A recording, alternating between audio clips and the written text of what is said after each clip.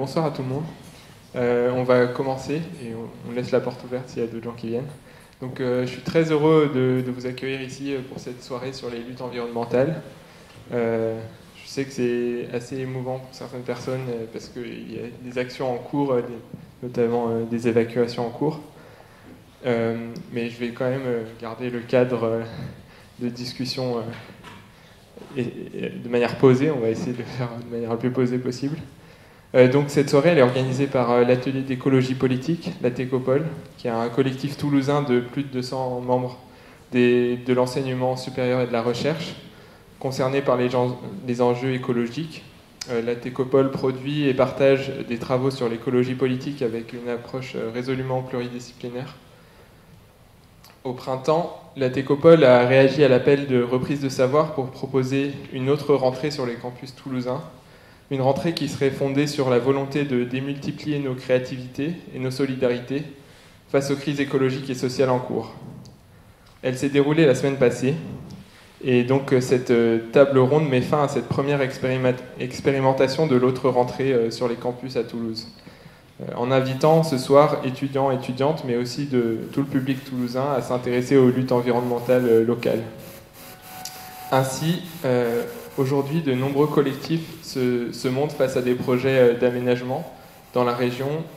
Donc ces projets vont à l'encontre de nombreuses recommandations pour atténuer la catastrophe écologique en cours, et pourtant sont validés politiquement, ce qui nous laisse penser que nous n'avons pas compris en tant que société l'urgence et l'ampleur de la transformation qu'on doit opérer. Donc ce soir, nous accueillons plusieurs collectifs en lutte dans la région, des membres de Non à la ZAC du Rivel, de l'île au Perroquet, de Stop Gravière, dont des membres d'IXER, La Voix est libre et une autre voix. Et nous avons conscience que cette liste n'est pas exhaustive, mais qu'il y a donc d'autres luttes locales sur le territoire, mais qu'il faut bien pouvoir faire une table ronde avec des gens, donc on ne peut pas inviter tout le monde. L'idée, c'est vraiment de donner la voix à ces collectifs et ces représentants de collectifs dont parfois leurs messages sont transformés par les médias, et voilà, pouvoir les entendre directement. C'est aussi une façon de visibiliser ces luttes qui façonnent nos paysages et nos quotidiens. Enfin, nous accueillons aussi Léa Sébastien, qui est maître de conférences et chercheuse en géographie de l'environnement à l'université Jean Jaurès, et qui travaille depuis longtemps sur le suivi de la dynamique des luttes et des conflits environnementaux. Et moi-même, je suis Gabriel S., doctorant à l'université Toulouse 3 en écologie forestière. Et voilà, donc pour finir, le côté pratique, c'est qu'on va faire une table ronde qui va durer 1h30, et après on a prévu une demi-heure de questions. Et pour ceux et celles qui veulent continuer après, il y a une courte projection sur le film Irréductible qui donne voix à plusieurs luttes qui ont lieu dans le passé et qui ont été victorieuses. Voilà, donc je m'excuse d'avance si je dois vous couper la parole pour laisser la place à d'autres, mais voilà. Et du coup, on va commencer tout de suite par une brève présentation des différents collectifs ici présents. Et donc, je passe la parole à La Voix est libre, peut-être pour commencer en 5 minutes. Ça. Vous m'entendez ? Oui, vous m'entendez. Alors pour l'autoroute A69, moi je m'appelle Gilles, je suis du collectif La Voix est libre, j'y suis depuis le début. Je suis dans la lutte depuis 15 ans, en fait. Voilà. Donc avec le collectif, on a vraiment accéléré la lutte parce que on savait que la DUP avait été avalisée en 2018 et on savait que le contrat de concession allait arriver en 2022, ce qui est arrivé. Et depuis, avec le collectif a une existence que depuis 2 ans, en fait. Il a été créé en décembre 2021. Mais ça a été un moyen de regrouper toutes les assos et qui luttaient contre l'autoroute. Donc avec ce collectif-là, on a une dynamique que je trouve incroyable, parce que moi je milite depuis 20 ans, et on a vraiment une force de frappe assez impressionnante, je trouve. Et donc ça nous permet vraiment de nous attaquer à ce projet sur toutes les facettes. Donc là, je ne vais pas vous parler de tout parce que ce serait trop long, mais j'ai essayé un peu de démystifier ce qui se dit dans les médias actuellement. Alors la première chose, c'est que par exemple, quand on dit que tous les élus du Tarn soutiennent le projet. Bon, c'est complètement faux en fait, hein. Il faut savoir qu'il y a des élus qui luttent depuis 15 ans contre ce projet, qui sont en Haute-Garonne ou dans le Tarn. On les entend pas beaucoup parce qu'ils sont, comment dire, ils sont mis sous les noirs, où il y a une pression absolument énorme de l'entreprise Pierre Fabre pour les empêcher de parler. Il faut le savoir aussi ça. Dernier exemple, la semaine dernière, il y a l'association des maires et des élus locaux du Tarn qui a lancé à tous les élus, je suis élu, donc j'ai reçu le questionnaire, où il demandait aux élus de se positionner pour l'autoroute A69. Donc normalement, ils n'ont pas le droit de le faire, hein, parce que c'est pas dans leur statut. Normalement, ils doivent respecter le pluralisme et la diversité des opinions. Donc là, on les attaquait là-dessus. Et malgré tout, ils se sont targués d'avoir 900 signatures 3 ou 4 jours après. Il faut savoir que 900 signatures, c'est à peine 22% des élus du Tarn. Il y a 4200 élus en fait dans le Tarn. Donc en fait, il faut se rendre compte de ça en fait. C'est qu'il y a la majorité des élus du Tarn sont contre la 69. Et on a regardé les votes qu'on avait reçus sur le tracé de l'autoroute, et c'est pareil, il n'y a que 20% des élus sur le tracé qui sont favorables à l'autoroute, et ils sont quasiment tous concentrés à Castres. Castres, pour ceux qui connaissent, c'est Soual ou Cambounet, en fait les 3 agglomérations qui bénéficieraient entre guillemets de l'autoroute. Voilà. Donc ça c'est la première chose. Ensuite, dans les médias, vous entendez très souvent dire que tous les recours judiciaires sont finis, sont éprouvés, circulés, il n'y a rien à voir. En fait, ça aussi c'est faux. En fait, ils disent tout le temps les recours suspensifs. Et les recours de fond qu'on a mis, qu'on a déposés au tribunal administratif, ils courent toujours en fait, hein. Donc il y en a plusieurs. Donc là, je ne vais pas vous les énumérer tous non plus parce qu'il y en a beaucoup. Il y en a au moins 5 ou 6. Le plus important pour nous, c'est le recours qu'on a déposé contre l'autorisation environnementale qui a été déposée en juin. Donc celui-là, c'est à chaque fois que c'est un recours, c'est un temps long. Donc on ne s'attend pas à ce qu'il y ait un jugement avant 2024. Par contre, ce qu'on fait en parallèle, c'est qu'effectivement, on dépose des référés suspension parce que ça accélère l'instruction. Et en fait, faire ça, ça nous permet peut-être d'avoir un jugement plus tôt et d'éviter que les travaux endommagent trop le tracé, quoi. Donc le plus important, c'est celui-là, c'est vraiment le recours le recours de fond sur l'autorisation environnementale. Il y en a 2 autres sortes. Le deuxième, c'est sur le fait que l'autoroute ne respecte pas le périmètre d'exclusion près d'un site classé, près de Morins-Copon. Il passe à 150 mètres alors que normalement il aurait dû passer à 500 mètres. Alors ça a l'air d'être un détail, mais ils sont quand même bien embêtés. Ils ont essayé par tous les moyens, ils ont mis la pression sur le propriétaire, sur l'association qui gère le château et aussi sur l'association Sites et Monuments de les empêcher de poser ces 3 recours. Ils l'ont fait quand même. Donc vous voyez, en fait, il y a quand même une résistance qui monte en régime et des soutiens auxquels on ne s'attendait pas, quoi. Le troisième type de recours qu'on a déposé, c'est sur la 680, c'est sur la bretelle entre Gragnac et Verfeil, donc qui est sur territoire Haute-Garonne et là le concessionnaire c'est Vinci. Ce qu'ils ont fait, c'est qu'il faut que cette bretelle soit financée. Bon, c'est un peu compliqué, mais il faut que cette bretelle soit financée. Et normalement, elle était déjà financée sur le décret d'application sur les années 90. Et quand ils ont déposé l'avenant l'année dernière, ils ont cru bon de pouvoir mobiliser les péages jusqu'à maintenant, alors qu'en fait c'est faux, quoi. Ils n'ont pas le droit de le faire, donc on a attaqué ça, et ensuite ils n'ont pas déposé cette demande devant l'autorité de régulation des transports, qui est un service public qui est mandaté par le ministère des Transports pour vérifier que tout se passe bien. Et c'est eux-mêmes qui nous ont tout rédigé en fait sur leur site pour qu'on s'empare de ça et qu'on dépose un recours. Alors je veux même vous dire mieux, c'est que depuis 10 jours, on a appris que cette autorité se mettait avec nous pour porter plainte attaquer l'État. Donc le propre service de l'État attaque l'État. Non mais c'est quand même prodigieux, quoi. Il faut le voir pour le croire. Et donc ils vont écrire un mémoire avec nous pour nous aider à gagner ce truc-là, quoi. Donc en fait il faut savoir que si cet avenant est annulé, il n'y a plus de 680, il n'y a plus de 69, quoi. En fait, les deux sont liés par l'autorisation environnementale. Si l'un ne se fait pas, l'autre ne se fait pas.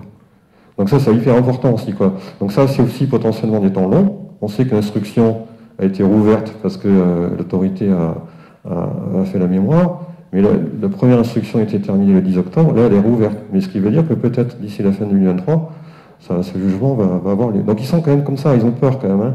Ils ne sont pas rassurés. C'est pour ça qu'ils accélèrent à fond les travaux, quoi. Donc le volet juridique, ils sont vraiment pas fiers, quoi.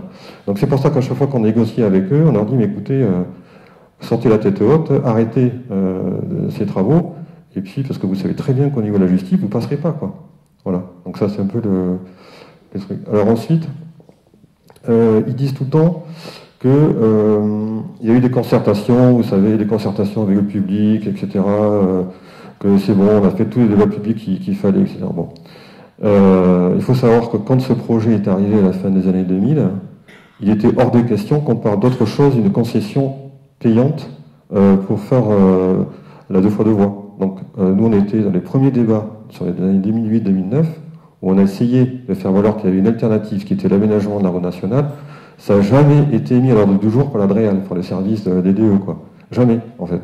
Donc en fait, quand il dit ça, il ment tout le temps, quoi. Hein. Même lorsqu'il y a eu l'enquête publique pour la déclaration d'utilité publique en 2016-2017, jamais il n'y a eu une autre alternative que la concession autoroute. Voilà. Ensuite, ils font... Ouais. Désolé de te couper.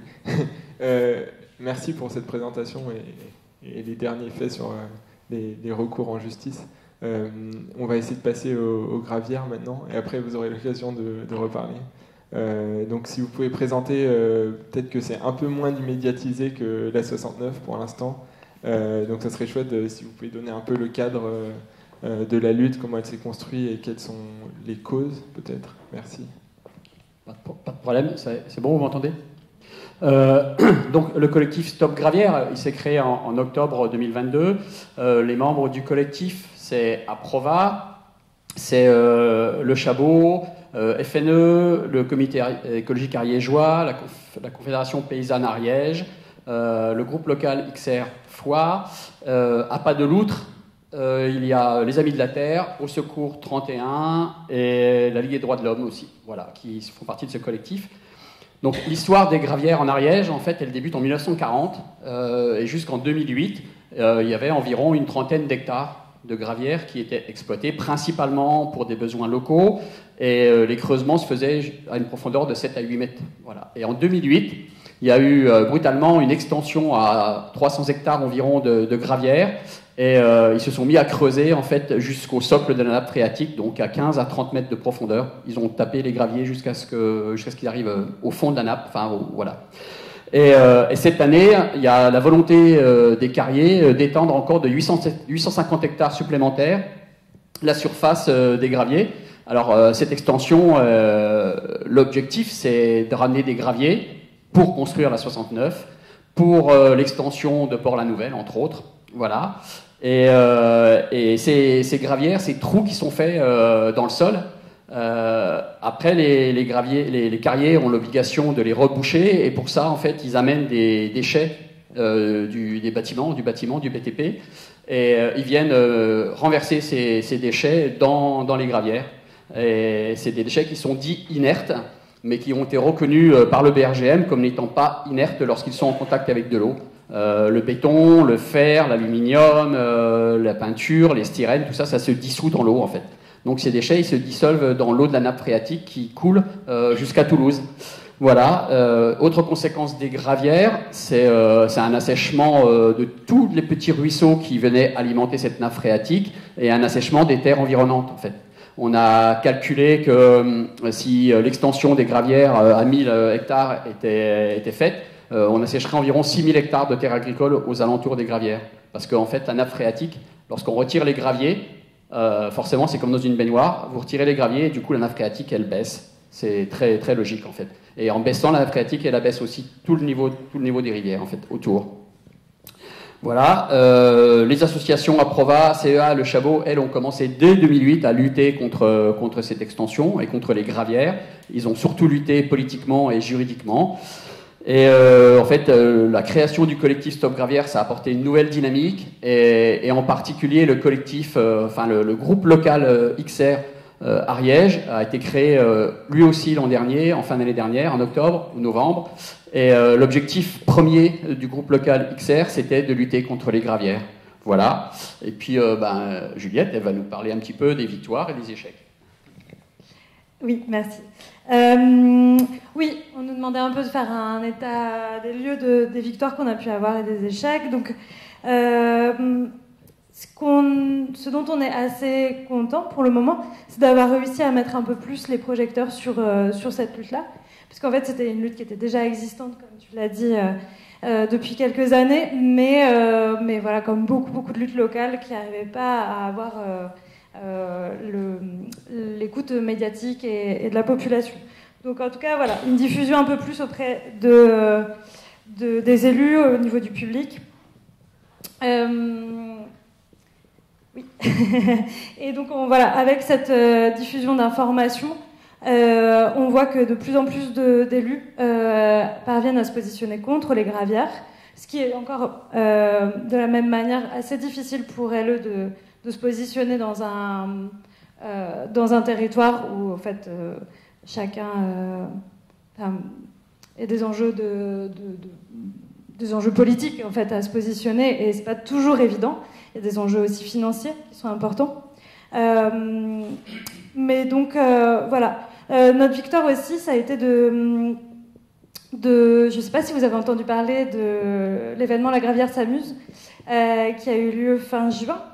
Et ça a été une jolie petite victoire pour nous, qui étions un groupe, donc là je parle en tant qu'XR, Extinction Rébellion, donc, un jeune groupe de juste 1 an. Et donc en 1 mois et demi, on a eu la capacité de monter un événement qui a accueilli 500 personnes à peu près, et donc encore accentuer les projecteurs sur cette lutte-là. Et donc ça montre la bonne santé de notre groupe, et ça on le trouve très très précieux. Il y a eu aussi un événement en septembre au fil de l'eau, avec des conférences, des débats, vous y étiez, une descente en canoë pour sensibiliser le public. Et si on voit un peu du côté des échecs, nous, ce qu'on aimerait davantage, c'est pouvoir tout simplement sensibiliser davantage les personnes pour qu'elles se sentent concernées. Et ça, c'est toujours la grosse difficulté, à la fois se sentir concernées et légitime et en capacité de rejoindre une mobilisation. Voilà. Merci beaucoup. Du coup, on a été à l'est de Toulouse avec l'autoroute A69 et maintenant vachement au sud avec les gravières. Et donc, pour finir, on va parler de la zone de Baziège-Montgiscard qui est plus proche, juste au sud de Toulouse. Et pour ça, on a une petite présentation. Et, ouais. Et donc, c'est bon, voilà.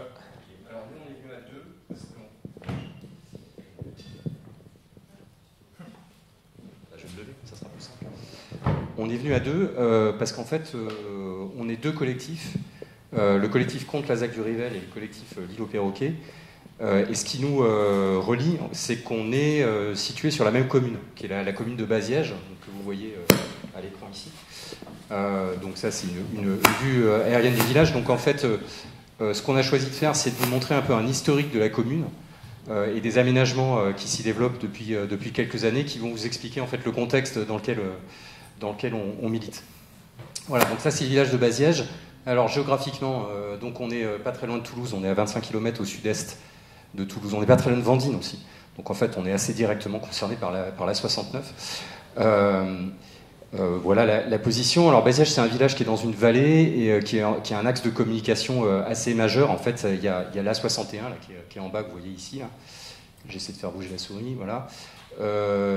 Historiquement, il y a aussi la ligne de chemin de fer qui passe par là, et puis la départementale qui va à Carcassonne, donc il y a des grands axes de communication. Et du coup, de façon assez logique, il y a aussi des sites industriels qui se sont implantés dans ce village depuis assez longtemps. Alors, le premier, là, c'est des silos à grains qui sont complètement liés à l'activité traditionnelle du secteur, hein, c'est le Lauragais, donc c'est un secteur agricole, on fait de la céréaliculture, donc il y a des silos à grains. Alors c'est des gros silos à grains, c'est des installations qui étaient classées Céveso jusqu'à il n'y a pas si longtemps, qui ont été déclassées il y a 1 an, 2 ans, je ne sais plus. Donc voilà pour les premiers sites industriels, ça a été construit dans les années 60. On a des trucs sympas aussi, j'ai perdu la souris, c'est pas hyper pratique sur le téléphone. Voilà, donc on a un autre truc sympa qui est une cimenterie Lafarge. Et puis, donc ça c'était jusque... Voilà, fin des années 80-90. Et à la fin des années 90, le virage qui a été pris, c'est celui d'implanter un nouveau type de site industriel, qui est en fait un entrepôt logistique Lidl. Alors ce truc-là fait 25 000 m² à peu près. Donc ça a été construit en 99. Ça, c'est une décision, vraiment une volonté des maires de l'époque, avec évidemment, vous vous doutez bien que c'est l'argument de l'emploi en fait qui était poussé à fond pour justifier l'implantation de cet entrepôt. Donc ça, c'est 99, l'implantation du Lidl. Et puis il y a un point de bascule, enfin, que nous on considère comme un point de bascule, qui est dans les années 2010. C'est là aussi sous la pression des élus locaux, c'est l'implantation d'un nouvel échangeur autoroutier, donc qui connecte directement le village à la 61. Et suite à l'implantation de donc ça c'est l'échangeur de Montgiscard, pour ceux qui connaissent le coin. Suite à l'implantation de cet échangeur, il s'est passé ce qui se passe tout de suite quand il y a un échangeur autoroutier, c'est-à-dire qu'on a vu fleurir de nouveaux lotissements. Forcément, il y avait des nouveaux lotissements, donc il a fallu agrandir la station d'épuration qui devrait arriver, si ça veut bien. Voilà, une nouvelle station d'épuration qui est une usine, hein, vraiment. C'est un gros truc avec une unité de traitement d'éboues. Et puis, classiquement aussi, des McDo, des Burger King, des trucs comme ça qui sont apparus pas très loin de l'échangeur autoroutier. Voilà, donc ça c'est depuis 2010. Alors tout ça, c'est pas ce contre quoi luttent les collectifs qu'on représente ici, parce que il y a 2 projets supplémentaires qui sont arrivés suite à cette accumulation là d'aménagement. Et le premier d'entre eux, c'est cette chose-là dont Agnès va vous parler. Donc la première plateforme de 1999 est abandonnée parce que trop petite. Et 2017, il y a cet entrepôt. Alors là, on est sur 20 hectares. Hein, ça grandit de plus en plus. Et en fait, depuis 2017, on est en lutte contre cet entrepôt qui est hors la loi, puisqu'il ne respecte pas les seuils, les niveaux sonores qui sont donnés dans l'arrêté préfectoral. Donc, je vous passe les détails, hein, c'est très long. En tout cas, la DREAL, on en est à ce moment-là de l'histoire de ça. Il y a eu 3 mises en demeure, plus un complément d'arrêté de mise en demeure contre la société Lidl, qui s'assoit purement et simplement dessus. Hein. Donc, on est en train de batailler pour essayer que la police vienne. Allô, les voisins font du bruit, mais non, ça ne marche pas. Personne ne se déplace, ni la mairie, ni M. Auberti du Sicoval, alors que c'est un plan, le Sicoval, donc c'est la communauté de communes du sud de Toulouse qui a acheté les terres et qui les a vendues à la société Lidl. Donc cette société est hors la loi au niveau des seuils sonores. On n'arrive pas à obtenir au niveau atmosphérique, mais vous pouvez imaginer qu'il y a des centaines de camions qui viennent de toute l'Europe et des centaines qui repartent sur 80 magasins Lidl. Et donc tout ça voyage, puisque l'échangeur est là-bas, donc ils font 6 km pour aller à l'échangeur, et puis après, ils bousillent toutes les routes et tout. Voilà. Donc ça, depuis 2017, on se bat, on est parti en justice avec Alice Terrasse. On attend une expertise neutre de la justice, voilà, dont je ne peux pas vous parler encore, mais ça va bien se passer, on espère. Et puis, arrive un nouveau magnifique projet. Alors là, vous voyez, c'est encore plus grand, parce que alors là, maintenant, on est sur 110 hectares. Donc là, au départ, que des terres agricoles pour le Lidl, même confiture ici, mais cette fois, 110 hectares. Ça veut dire 10 fois plus grand que l'entrepôt Lidl. C'est immense. Donc c'est les meilleures terres du Lauragais, hein, pareil que pour le Lidl. Et alors là, c'est directement, c'est une ZAC, ça va être à énergie positive, c'est vert, c'est écolo, tout ce que vous voulez. Et surtout, c'est relié à l'échangeur Vinci. Donc il y a carrément des traces que Vinci a demandé au moment de l'installation du péage, qu'en échange de ce péage, il y ait une zone industrielle. Donc on ne sait pas qu'est-ce qui va arriver sur ça. Ce qu'on sait déjà, c'est que ça y est, là, vous voyez les machines, ça c'est très récent, hein, depuis le début de l'année. Et ce qu'on sait, c'est que tout a été... il n'y a plus un brin d'herbe. Hein. Là, ce que vous voyez maintenant, il n'y en a plus du tout. Ils vont très très vite. Et on ne sait pas qu'est-ce qui va s'implanter comme industrie. On ne sait pas. Là, il y a un très grand flou. Voilà. Quoi dire d'autre ? Voilà, nous on se sent vraiment... alors on est une ville, il paraît maintenant, cette ville, on se sent vraiment entouré et on pose la question de savoir, mais qui réfléchit à l'urbanisme? Qui réfléchit un petit peu avec une vision un peu en hauteur? A priori, personne. Voilà. Merci pour ce schéma très bien détaillé. Je ne sais pas si Léa, tu aurais quelques mots à dire en perspective par rapport à l'histoire des luttes dans la région ou de ces dynamiques qu'on retrouve régulièrement d'expansion de l'urbanisme et de l'artificialisation. Oui, merci. Donc oui, moi j'essaye de comprendre un petit peu donc on assiste là à une intensification, à une multiplication des conflits d'aménagement partout, en France, en Europe, et j'essaye de comprendre un petit peu qu'est-ce que ça veut dire de nos sociétés, cette multiplication des conflits d'aménagement. Alors c'est pas nouveau, hein, vous connaissez tous voilà, Plogoff, le Larzac, etc. Mais c'est vrai qu'il y a eu une évolution quand même depuis les années 70, les années 80, et on voit cette multiplication démarrer vraiment dans les années 2000, où les habitants, on associe ça éventuellement autour de la crise financière, hein, vous vous rappelez, où avec des placements au bout du monde, on pouvait tout perdre, là, les gens se faisaient exproprier de chez eux, et on a vu que les habitants qui étaient jusque-là dans la mondialisation, on allait le week-end à Dubaï, etc., se sont réintéressés un petit peu à leur territoire, leur habitat de vie, et il y a eu vraiment un levier, et jusque-là aussi les luttes étaient considérées de manière un petit peu disparate, comme ça, très contextualisée. Là-bas ils luttent là-dessus, là-bas ils luttent là-dessus, mais il y avait encore peu de réseaux, et à partir des années 2000-2010, il y a eu, et on voit, les collectifs sont de plus en plus reliés les uns aux autres. En 2010, il y a eu ce premier forum de regroupement, la création de cet acronyme que vous connaissez sûrement, hein, les grands projets inutiles et imposés, hein, où le premier I questionnait un petit peu la notion de besoins territoriaux. Est-ce que ce projet répond vraiment aux besoins du territoire, et si oui, lesquels, pour qui? Et le deuxième I, est-ce qu'il est donc imposé? Est-ce qu'il a été pensé dans une vraie concertation? Donc ça, c'est un mot qui revient beaucoup dans les débats, du début, de l'amont jusqu'à l'aval. Quel type de concertation ont été mises en place? Et il y a un troisième I qui s'est rajouté récemment, c'est la notion d'injuste. Est-ce que ce projet est juste ou pas? Par rapport aux vivants, par rapport aux générations futures, par rapport aux riches et aux pauvres, etc. Donc ça vient questionner un petit peu toutes ces notions. Et j'ai essayé de recenser un petit peu régionalement dans l'ex-région Midi-Pyrénées, parce que Occitanie, il y en avait tellement que je pouvais... Pour l'instant, j'ai fait que région Midi-Pyrénées. Mais j'ai vraiment essayé de faire ce travail, de recenser au travers de la presse régionale tous les conflits d'aménagement depuis l'an 2000 pour voir s'il y avait vraiment une intensification des conflits.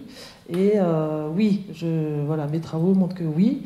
On le voit, chaque année, il y a vraiment une multiplication des conflits d'aménagement. Alors, donc, il y a des grands projets et il y a aussi plein de petits projets aussi inutiles et imposés.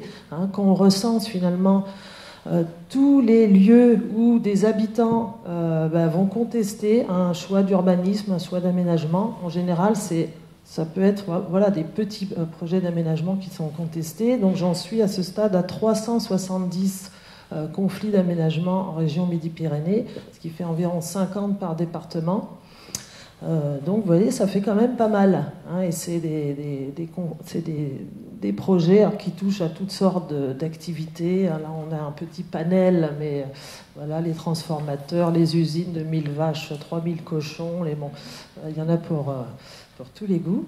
Et en général, il y a 75% de ces conflits-là qui concernent une seule commune. Donc c'est des petits projets qui sont contestés très localement. En tout cas, ça concerne tous les territoires, urbains, rural, périurbains. Il n'y a aucun territoire qui n'est pas concerné par ces conflits d'aménagement. Donc c'est vraiment un sujet qui est clivant. Il y a partout. Et donc il y a vraiment un questionnement de fond. Donc pourquoi il y a eu cette intensification des conflits d'aménagement? Donc il y a plusieurs raisons sur lesquelles on pourra revenir après. D'abord, évidemment, il y a l'urgence écologique qui pousse à la fois les militants, les associations qui ont envie d'ancrer très concrètement sur des territoires leur engagement, quand on a marre d'aller à des marches pour le climat, donc ils viennent épauler, qui viennent s'inscrire très concrètement sur des territoires, et les habitants aussi qui poussent à s'engager sur leur territoire de vie, protéger leur habitat, leur lieu auquel ils sont attachés. Et une autre raison, c'est cette incohérence finalement qui passe de moins en moins entre des engagements nationaux où on va s'engager sur des grands sommets, sur la biodiversité, sur le climat, etc. Et très concrètement, les habitants ne comprennent pas pourquoi ça se traduit concrètement par de l'artificialisation des sols. Comment ça peut être compatible, ça? Et ça, c'est vraiment quelque chose qui passe plus chez les habitants. Ils ne comprennent pas du tout ce double discours entre l'engagement au niveau national et une forme de destruction à l'échelle locale. Et puis le troisième élément, peut-être sur lequel on reviendra, c'est l'échec de la gouvernance, finalement ce beau mot qui était censé réunir un petit peu tout le monde autour du consensus. Donc il y a eu des choses qui ont été mises en place, des outils de concertation, de gouvernance environnementale, mais l'ensemble de ces outils représente un échec. Et ça revient beaucoup dans les arguments, des réflexions vraiment sur comment on peut mettre en place un renouvellement de démocratie locale, parce que souvent les habitants ils sont assez choqués quand ils commencent à dépouiller un peu comment la décision se prend sur le territoire. Ils sont souvent un peu en état de choc de découvrir un peu l'opacité des décisions, le manque de transparence, etc. Et donc il y a vraiment des questions de fond sur mettre en place des nouveaux outils de démocratie environnementale à définir. Donc. Merci beaucoup. Justement, sur ces questions de démocratie, c'est intéressant parce que des personnes se trouvent devant le fait accompli et ne comprennent pas. Et pour autant, parfois, on se rend compte qu'on a du mal à les mobiliser, même quand elles sentent cette incohérence. Et du coup, je voulais vous demander vers quel levier de mobilisation on pourrait aller. Est-ce qu'il y a des stratégies futures que vous imaginez pour essayer de trouver plus de personnes pour défendre ces causes-là? Donc on peut refaire un tour, si vous êtes d'accord.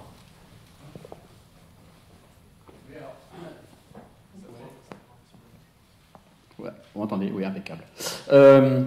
Nous, les leviers de mobilisation qu'on veut utiliser dans l'avenir, alors il y a le schéma régional des carrières d'Occitanie qui doit rendre son verdict sur les extensions de 850 hectares supplémentaires de carrières. Donc quand il aura rendu son verdict, s'il n'est pas favorable à l'arrêt des carrières, on l'attaquera juridiquement. Et après, on voudrait aussi continuer à interpeller les élus et les habitants. Et pour ça, on aimerait s'appuyer en fait sur l'aspect environnemental que représentent ces carrières. Vous imaginez bien que 1000 hectares de carrière sur un territoire comme l'Ariège, c'est énorme. Il est situé en plein milieu des terres agricoles les plus riches de l'Ariège. Il met à nu la nappe phréatique et du coup, ça provoque une évaporation importante de l'eau et donc une perte d'eau. Alors qu'en ce moment, on a un gros problème avec l'accès à l'eau, donc il y a le partage de l'eau qui va rentrer en compte. Et puis le fait de mettre des déchets en fait du BTP dans la nappe phréatique, ça vient rendre l'eau polluée, ça vient polluer l'eau. On a relevé des taux d'aluminium extrêmement importants, de 13 000 fois supérieurs à la norme, des styrènes, des choses comme ça. Et donc on aimerait pouvoir justement aller vers le public en se basant sur ces arguments-là en fait. Voilà, et du coup, sociologie. Sociologie, on l'avait gardé pour plus tard, il me semble. C'était un peu dans les sollicitations qu'on pouvait avoir pour la Técopole, mais ça c'est après. Au niveau... j'avais l'impression, en tout cas, à partir des réflexions qu'on peut avoir dans le groupe XR notamment, une réflexion sur les... On a les petits gestes de la vie quotidienne. Et en fait, oui, ils sont nécessaires, ils sont très bien. Mais il y a une grosse critique par rapport à ça, de se dire, en fait, c'est pas suffisant. L'urgence climatique, elle est trop importante pour qu'on reste là-dessus. Par contre, de l'autre côté, on a le gros monstre capitalisme, là, qui nous paraît complètement inatteignable. À mon sens, on est arrivé avec les luttes altermondialistes à se dire ok, il y a toute une globalité là des luttes, tout ça, mais oups, en fait, ce monstre-là, comment on s'y attaque? Et donc, pardon, j'ai l'impression que là, on arrive à remettre un peu la pièce intermédiaire entre ces petits gestes et ce gros monstre capitalisme, avec des luttes locales qui deviennent des cibles atteignables et attaquables beaucoup plus facilement que arrêtons la destruction des écosystèmes globaux, etc. Voilà. Donc il y a vraiment quelque chose qui devient un levier de mobilisation, qui vient sortir aussi les personnes d'un état d'éco-anxiété assez important et généralisé. Donc voilà, il y a quelque chose que j'observe comme ça. Et qui fait du lien entre différentes populations dans les milieux ruraux. Souvent, on observe aussi des difficultés à se connecter entre locaux et nouveaux arrivants et tout ça. Voilà, il y a ça. Et je sais pas, j'ai 2 secondes de plus. Ouais. Donc ça, et au niveau des leviers de mobilisation, ce qui me semble qu'on peut observer, c'est aussi une tentative ces derniers temps, et peut-être issue des Gilets jaunes aussi, une tentative de renouvellement des luttes, qu'elles soient un peu plus créatives, un peu plus bienveillantes, qu'elles donnent peut-être plus envie, enfin voilà, en tout cas un renouvellement. Et ça permet aussi que des personnes se sentent légitimes de rejoindre ces luttes-là, se disent « Ah, en fait, moi je peux contribuer à ma mesure ». Et rejoindre un groupe et agir, et ça fait du bien, etc. Et en fait, j'ai pas besoin d'être forcément en première ligne sur le front, mais je peux apporter ce que j'ai, ma disponibilité de temps, et voilà. Et donc là, on arrive à la question de la complémentarité des tactiques, qui nous plaît beaucoup. Voilà. Merci. La voix est libre, vous voulez ajouter un mot ?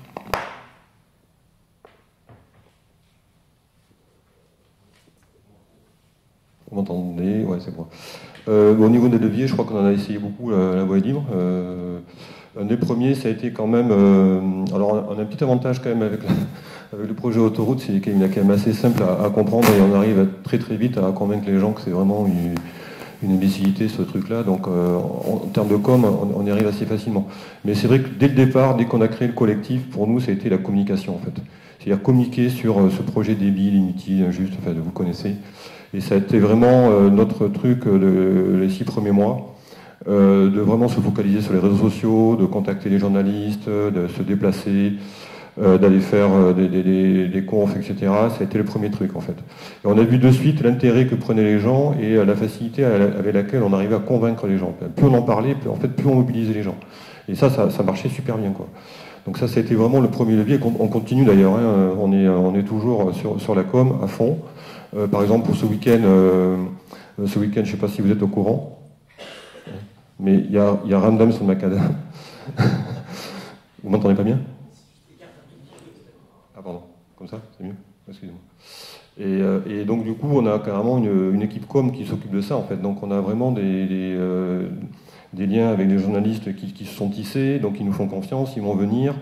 On les met sur des trucs particuliers. Enfin, donc il y a des relations de confiance qui se font. On ne dit pas n'importe quoi à n'importe quel journaliste maintenant, donc on arrive à se former là-dessus, donc c'est assez intéressant. Mais pour nous, c'était vraiment la première chose en fait sur laquelle on a appuyé à fond, parce qu'il était tellement débile ce projet qu'on se dit c'est pas possible qu'on puisse laisser faire ça. Ensuite, ça a été vraiment le côté, nous le levier, ça a été le côté injustice sociale. C'est-à-dire que quand on regarde le prix de l'autoroute à 17 € aller-retour, quand on expliquait ça aux gens sur les marchés contractés, ils ouvraient des yeux comme ça, quoi. Ils y croyaient pas, quoi. Même ceux qui étaient un petit peu hésitants, on emportait la mise assez facilement, quoi. Donc à 17 €, ça fait une des autoroutes les plus chères de France. Quand on la compare à celle d'Albi, qui est l'autoroute la moins chère de France, donc là, alors là, c'est inégalité des territoires. Enfin, donc il y a tout un argumentaire qu'on arrive à déployer assez facilement, quoi. Le dernier, on va dire, le dernier levier, puis après je laisserai la parole à Karine, parce que le levier de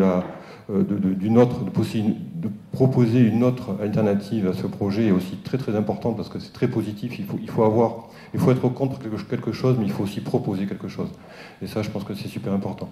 Un des derniers leviers qu'on a mis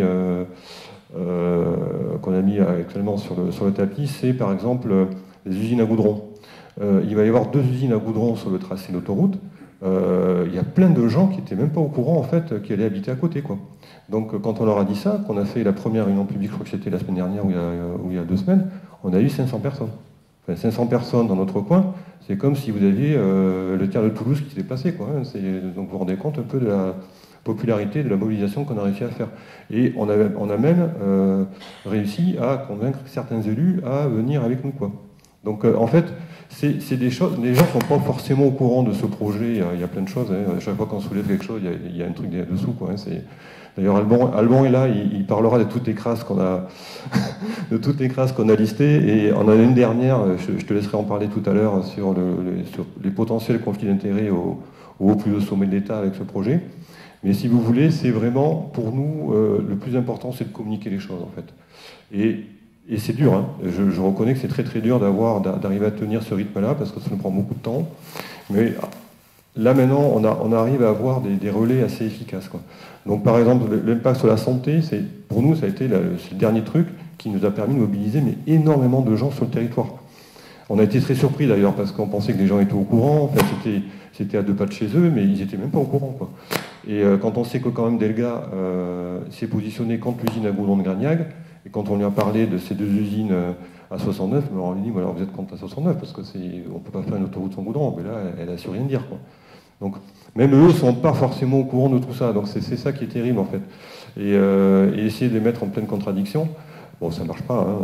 Delga, elle tient toujours sa ligne. Hein. Mais quand même, ça nous permet de communiquer là-dessus, et je pense que c'est assez important.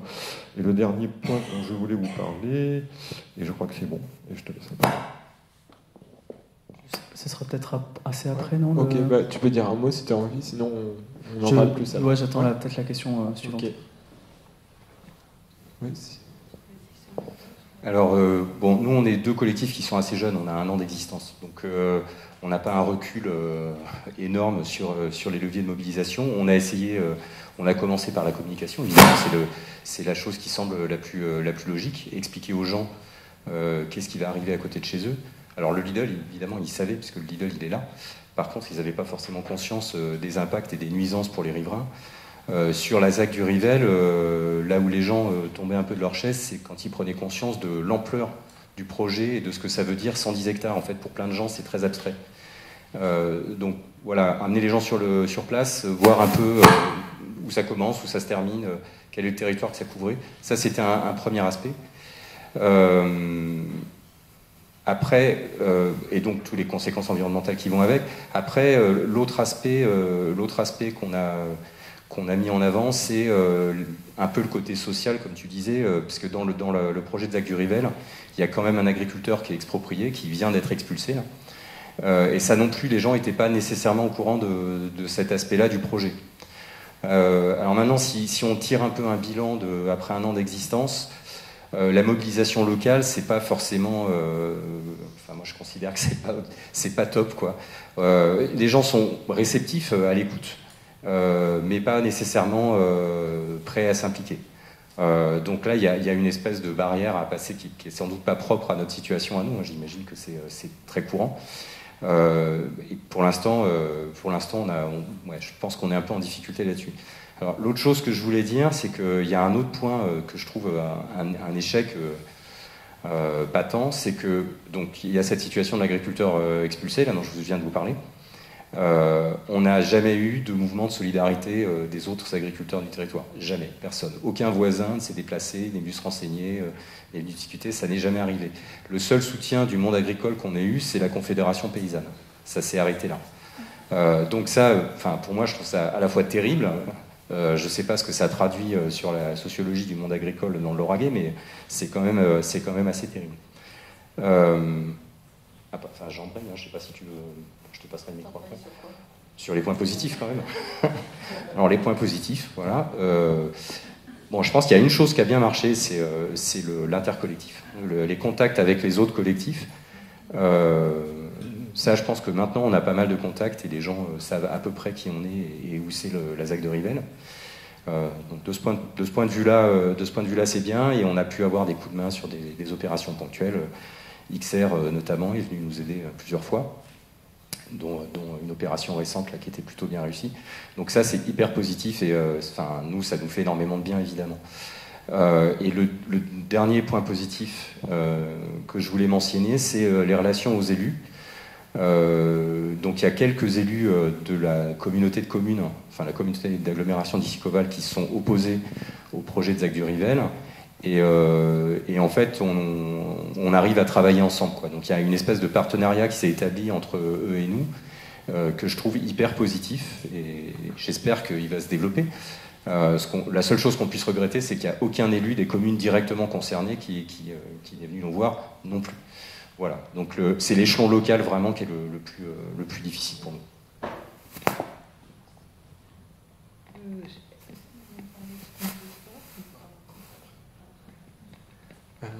Merci beaucoup. Léa, si tu veux réagir, est-ce que tu vois ce même type de levier dans toutes les études, ou est-ce qu'il y a d'autres choses Oui, justement, au niveau des leviers de mobilisation, en parallèle de recenser les conflits, j'essaye de voir comment elles évoluent dans le temps. Parce que là, il y a différentes temporalités. Toi, tu disais, nous, ça fait pas longtemps. Parce que c'est vrai que lutter contre un aménagement, ça prend du temps. Je vous préviens. Il y en a pour 1 an, 5 ans, 10 ans, parfois 20 ans. Voilà, c'est des tranches de vie. Et qu'est-ce qui se passe entre le moment où on apprend qu'on va avoir une autoroute, une ZAC, un McDo dans son jardin, où là, les habitants le décrivent comme un état de choc, comme s'ils venaient d'apprendre qu'ils ont une maladie. Voilà, donc pour l'instant, c'est un choc émotionnel. Et qu'est-ce qui se passe après ? Après, il se passe plein de choses. Et on a vu la diversité, là déjà un panel de diversité de leviers de mobilisation. D'ailleurs, ce qui revenait, c'est au niveau social. Qu'est-ce qui se passe au niveau social ? Il y a des dynamiques sociales qui se mettent en place très rapidement au niveau local, au niveau scientifique, au niveau technique, des réseaux locaux, des réseaux associatifs, etc. Souvent, dans un collectif, c'est très hétérogène, parce que c'est un petit peu le hasard du territoire qui va décider un peu qui va s'engager. Et c'est vraiment intéressant de voir des alliances parfois improbables entre des néo-ruraux, tu te disais, entre des néo-ruraux et des ruraux, entre des chasseurs et des écolos. Enfin, il y a tout un tas de diversité, des dynamiques sociales qui se mettent en place, qui créent vraiment des choses, des métissages qui sont vraiment intéressants. Ensuite, peut-être vous l'avez perçu, quand ils parleront justement des contre-projets, c'est ce qui se met en place au niveau des connaissances. Quand on regarde un petit peu l'accumulation de connaissances qui se mettent en place au fil des résistances, c'est assez impressionnant comment des citoyens deviennent finalement des savants sur les autoroutes, sur les gravières. Très rapidement, ils deviennent des experts. Que ce soit sur les côtés scientifiques, mais aussi techniques, mais aussi institutionnels, mais aussi juridiques. Enfin, il y a tout un tas de choses à connaître. Et en fait, l'accumulation de connaissances se fait assez rapidement. Alors, chaque collectif a son organisation pour ça. Souvent, il y a des sous-groupes. Après, ils transmettent les connaissances, etc. Mais il y a tout ce processus qui va assez vite, finalement, où où les citoyens se mettent à faire ce qu'on appelle des expertises profanes, hein, ils font des contre-expertises, ce qu'on appelle aussi des duels scientifiques, où ils se permettent d'interpeller les élus ou autres sur les aspects scientifiques. Le troisième élément qui évolue aussi au fil des résistances, c'est ce qui a trait au capital affectif. Alors peut-être que pour l'instant sur votre collectif il n'est pas encore bien, tu disais on a du mal à mobiliser les locaux. Alors pourtant il y a, voilà, au travers de l'attachement au lieu, on sent qu'il est très présent disons qu'on on est tous attachés à des lieux différents, hein. C'est ce qu'en géographie on appelle ça l'identité spatiale. On a tous en nous, voilà, plein de lieux auxquels on est attaché et qui expliquent aussi qui on est. Normalement ça fait partie un peu de notre intimité, quoi. Mais lorsque nos lieux auxquels on tient sont menacés, et là on voit, il y a toute une transmission des attachements, hein. On n'est plus dans le silence, mais on a envie de... Souvent sur les collectifs, il y a toute une dimension festive, artistique. On va créer des chansons, des poèmes pour chanter l'amour du lieu. Enfin, cette dimension affective, elle est aussi importante à identifier, à mobiliser. Souvent, on va identifier un emblème de la lutte. Ça peut être un arbre, ça peut être une mare, ça peut être quelque chose qui va symboliser un petit peu le territoire menacé, où on va se réunir autour. Donc il y a toute cette dimension affective qui n'est jamais évidemment prise en compte par les porteurs de projets, mais qui permet de défendre une nature ordinaire, quoi. Et finalement, tout ça crée une politisation des collectifs. Donc encore une fois, ça prend souvent du temps, hein, où on voit par exemple un élargissement des échelles, où les collectifs au début s'intéressent à ce qui se passe sur le village concerné par une décharge par exemple, puis se positionnent au niveau de la communauté de communes, puis au niveau du département, et comme ça il y a un élargissement des échelles parfois qui va jusqu'à l'échelle européenne. Il y a aussi un élargissement des thématiques. Au début, on va s'intéresser, à la plateforme logistique, puis donc vraiment à l'infrastructure elle-même, puis du coup aux thématiques de transport, parce que voilà, qu'est-ce qui transporte, mais ça vient d'où? Donc là, c'est la surproduction, c'est les produits à bas coût, c'est la mondialisation. Comme ça, on voit un élargissement des thématiques. Alors tous les collectifs ne peuvent pas le faire, mais de plus en plus de collectifs font des contre-propositions. Donc tu pourras présenter la suite de la Voie est libre. Où ça, c'est voilà, comme tu disais, certes les collectifs s'opposent, mais en général ils proposent aussi. C'est très chronophage, donc tous les collectifs ne peuvent pas le faire, mais il y a des contre-propositions qui sont assez stimulantes. Et à ce stade, voilà, tout ça représente une vitalité finalement démocratique où les citoyens, les habitants, ils ont envie de s'investir dans le territoire, ils ont envie de réfléchir à qu'est-ce qu'on mange, qu'est-ce qu'on boit, comment on doit se déplacer. Et voilà, finalement, c'est vraiment une vitalité qui est plutôt positive. Et pour l'instant, c'est dommage que les pouvoirs publics ne se saisissent pas de cette vitalité, parce que voilà, il pourrait y avoir des apprentissages croisés, il pourrait y avoir vraiment des projets qui sont construits. Et en tout cas, ce que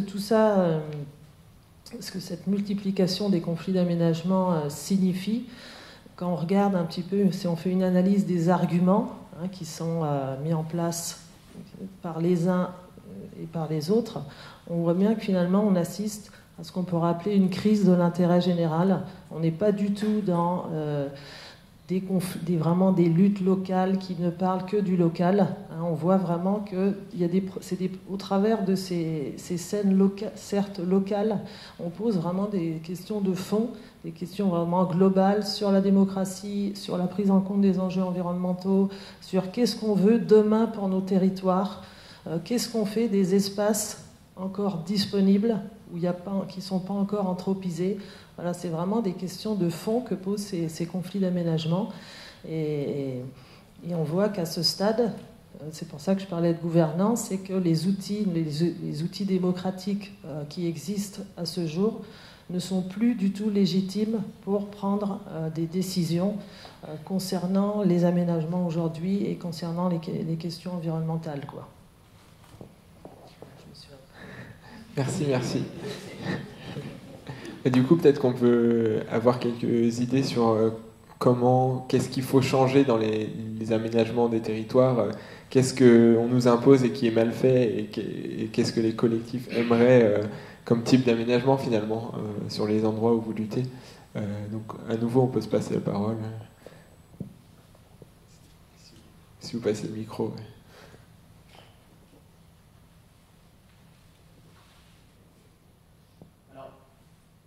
Oui, c'est bon. À entendre tout le monde, en fait, et les camarades qui sont là à ma gauche et qui luttent aussi, je m'aperçois que la matière première de tous ces projets, en fait, c'est les graviers. Et le copain de Revel dit en 2010, brutalement, ils ont décidé d'en faire encore plus. Et nous, en 2008-2009, bizarrement, ils ont décidé d'étendre énormément les gravières en Ariège et de creuser beaucoup plus profond. Et il y a encore de nouveaux projets, et pour la Nouvelle, par exemple, et la 69, et encore beaucoup d'autres gros projets, et ils veulent encore étendre les gravières en Ariège de 850 hectares supplémentaires. Donc très clairement pour nous, en fait, aujourd'hui, on arrête les gravières, mais on n'arrête pas les gravières si on n'arrête pas aussi tout le reste, en fait. On a un lien direct. C'est comme la suite. On est la matière première, en fait, des grands projets industriels, du bétonnage partout, et de l'accaparement des terres, et de la pollution de l'eau. Donc notre alternative, c'est une société différente, avec un aménagement du territoire différent, avec des vrais questionnements sur le rapprochement de l'alimentation. Je suis paysan, donc forcément, ça me cause. Sur le rapprochement de l'alimentation des lieux de vie des gens, en fait, pour limiter le nombre de camions qui circulent. Si on limite le nombre de camions, on a besoin aussi de moins de routes, de moins d'autoroutes. Et ça, je crois que c'est global, mais c'est toutes ces luttes locales, comme le disait Juliette, en fait, qui doivent s'agglomérer, en fait, pour ça. Voilà. Et sur la sobriété. Bon, tu as déjà pas mal développé ça, mais sobriété, en fait, on peut se dire effectivement, bon, qu'est-ce qu'on fait du moratoire, est-ce qu'on arrête vraiment tout, etc. Qu'est-ce qu'on en fait de ce temps-là de réflexion? Et ce qui pourrait être intéressant, c'est de se poser la question de, ok, qu'est-ce qui est utile réellement pour la communauté? J'ai l'impression que c'est ça, pour les habitants, habitantes du coin, qu'est-ce qui est réellement utile? Et aussi se poser la question de comment entretenir et s'appuyer sur l'existant. J'ai l'impression que par rapport à la 69, mais vous pourrez nous en dire plus, en fait, il y a tout à fait la possibilité d'aménager des choses déjà existantes et qui auraient un impact bien moindre, mais qui auraient un intérêt financier peut-être bien moindre aussi. Donc voilà, j'ai l'impression que c'est un peu cette question-là. Ça pose la question effectivement de la sobriété. Je vais faire court. Effectivement, depuis le début, on demande l'aménagement de la route nationale existante depuis la fin des années 2000. Hein. Donc c'est pas nouveau. Et en plus, on avait fait faire une préétude à l'époque qui avait été financée par la région Midi-Pyrénées pour la déclaration d'utilité publique. Bon, ça n'a jamais été pris en compte. On a quand même montré que c'était faisable. Et pourtant, ça n'a jamais été retenu dans les papiers, quoi. Après, il y a beaucoup d'initiatives locales dans les villages où on essaie de pallier, de fidéliser les gens. On a fait des marchés locaux, on fait des forêts-jardins, on essaie de créer un petit peu d'économie, mais à l'échelle des petits villages, ça ne va pas très très loin, donc on a toujours besoin de subventions. Et d'ailleurs, juste un truc, c'est que moi je suis dans une mairie qui s'appelle la mairie de Telatte. On nous a refusé une dotation, ce qu'on appelle la DETR. On nous a refusé la dotation pour l'élargissement d'une école parce qu'on reçoit de plus en plus d'élèves. Une des raisons, c'est parce qu'on est contre l'autoroute en fait. Donc il y a aussi des mesures de rétorsion quand on propose des choses qui vont à l'encontre des intérêts locaux, des élus locaux, quoi. Je laisse Karim finir. Bonsoir, merci pour l'invitation. Et je voulais souligner la pertinence, je trouve, des trois luttes qui sont présentées parce que je trouve qu'elles traduisent bien territorialement et de manière systémique cette fuite en avant un peu du capitalisme. Pourquoi ? Parce qu'on voit bien que le capitalisme il vit de l'extractivisme et donc de l'accaparement des biens communs et des ressources. Donc c'est le cas des gravières, là en l'occurrence, avec toutes les incidences qu'on connaît, la crise que ça et les externalités que ça produit. Il y a, pour que le capitalisme puisse perdurer, la question des flux de marchandises. Et pour que la croissance augmente, il faut que ces flux soient facilités. Et dans le cadre de Castres, c'est exactement ça. C'est encore plus de flux, on veut encore plus de camions. Et donc, à terme, faire des infrastructures, c'est aussi fluidifier cette marchandisation. Voilà. Et puis, en troisième point, c'est l'incidence de ces infrastructures. Et ça, c'est vraiment terrifiant, ce qu'on a vu, parce qu'on voit que c'était au bord d'une autoroute à Baziers. Et en fait, c'est ce qui nous attend, nous, pour la suite, si ils font cette autoroute. C'est exactement ce qui nous attend. C'est les externalités d'un modèle voilà, cette fuite en avant, d'aller toujours plus produire entre guillemets d'emplois. Juste, c'est la seule question qui compte, sans qu'on pose la qualité qu'il y a derrière. Et donc, face à cela, on sent bien qu'on ne peut pas se contenter d'être opposé, parce que ça n'est plus suffisant pour arrêter cette machine. Et un autre exemple que j'aimerais illustrer, c'est que dans le cadre de l'autoroute, justement, s'opposer, il y a eu des gens comme Gilles qui se sont opposés depuis longtemps, avec les carrières notamment de Montcabrier.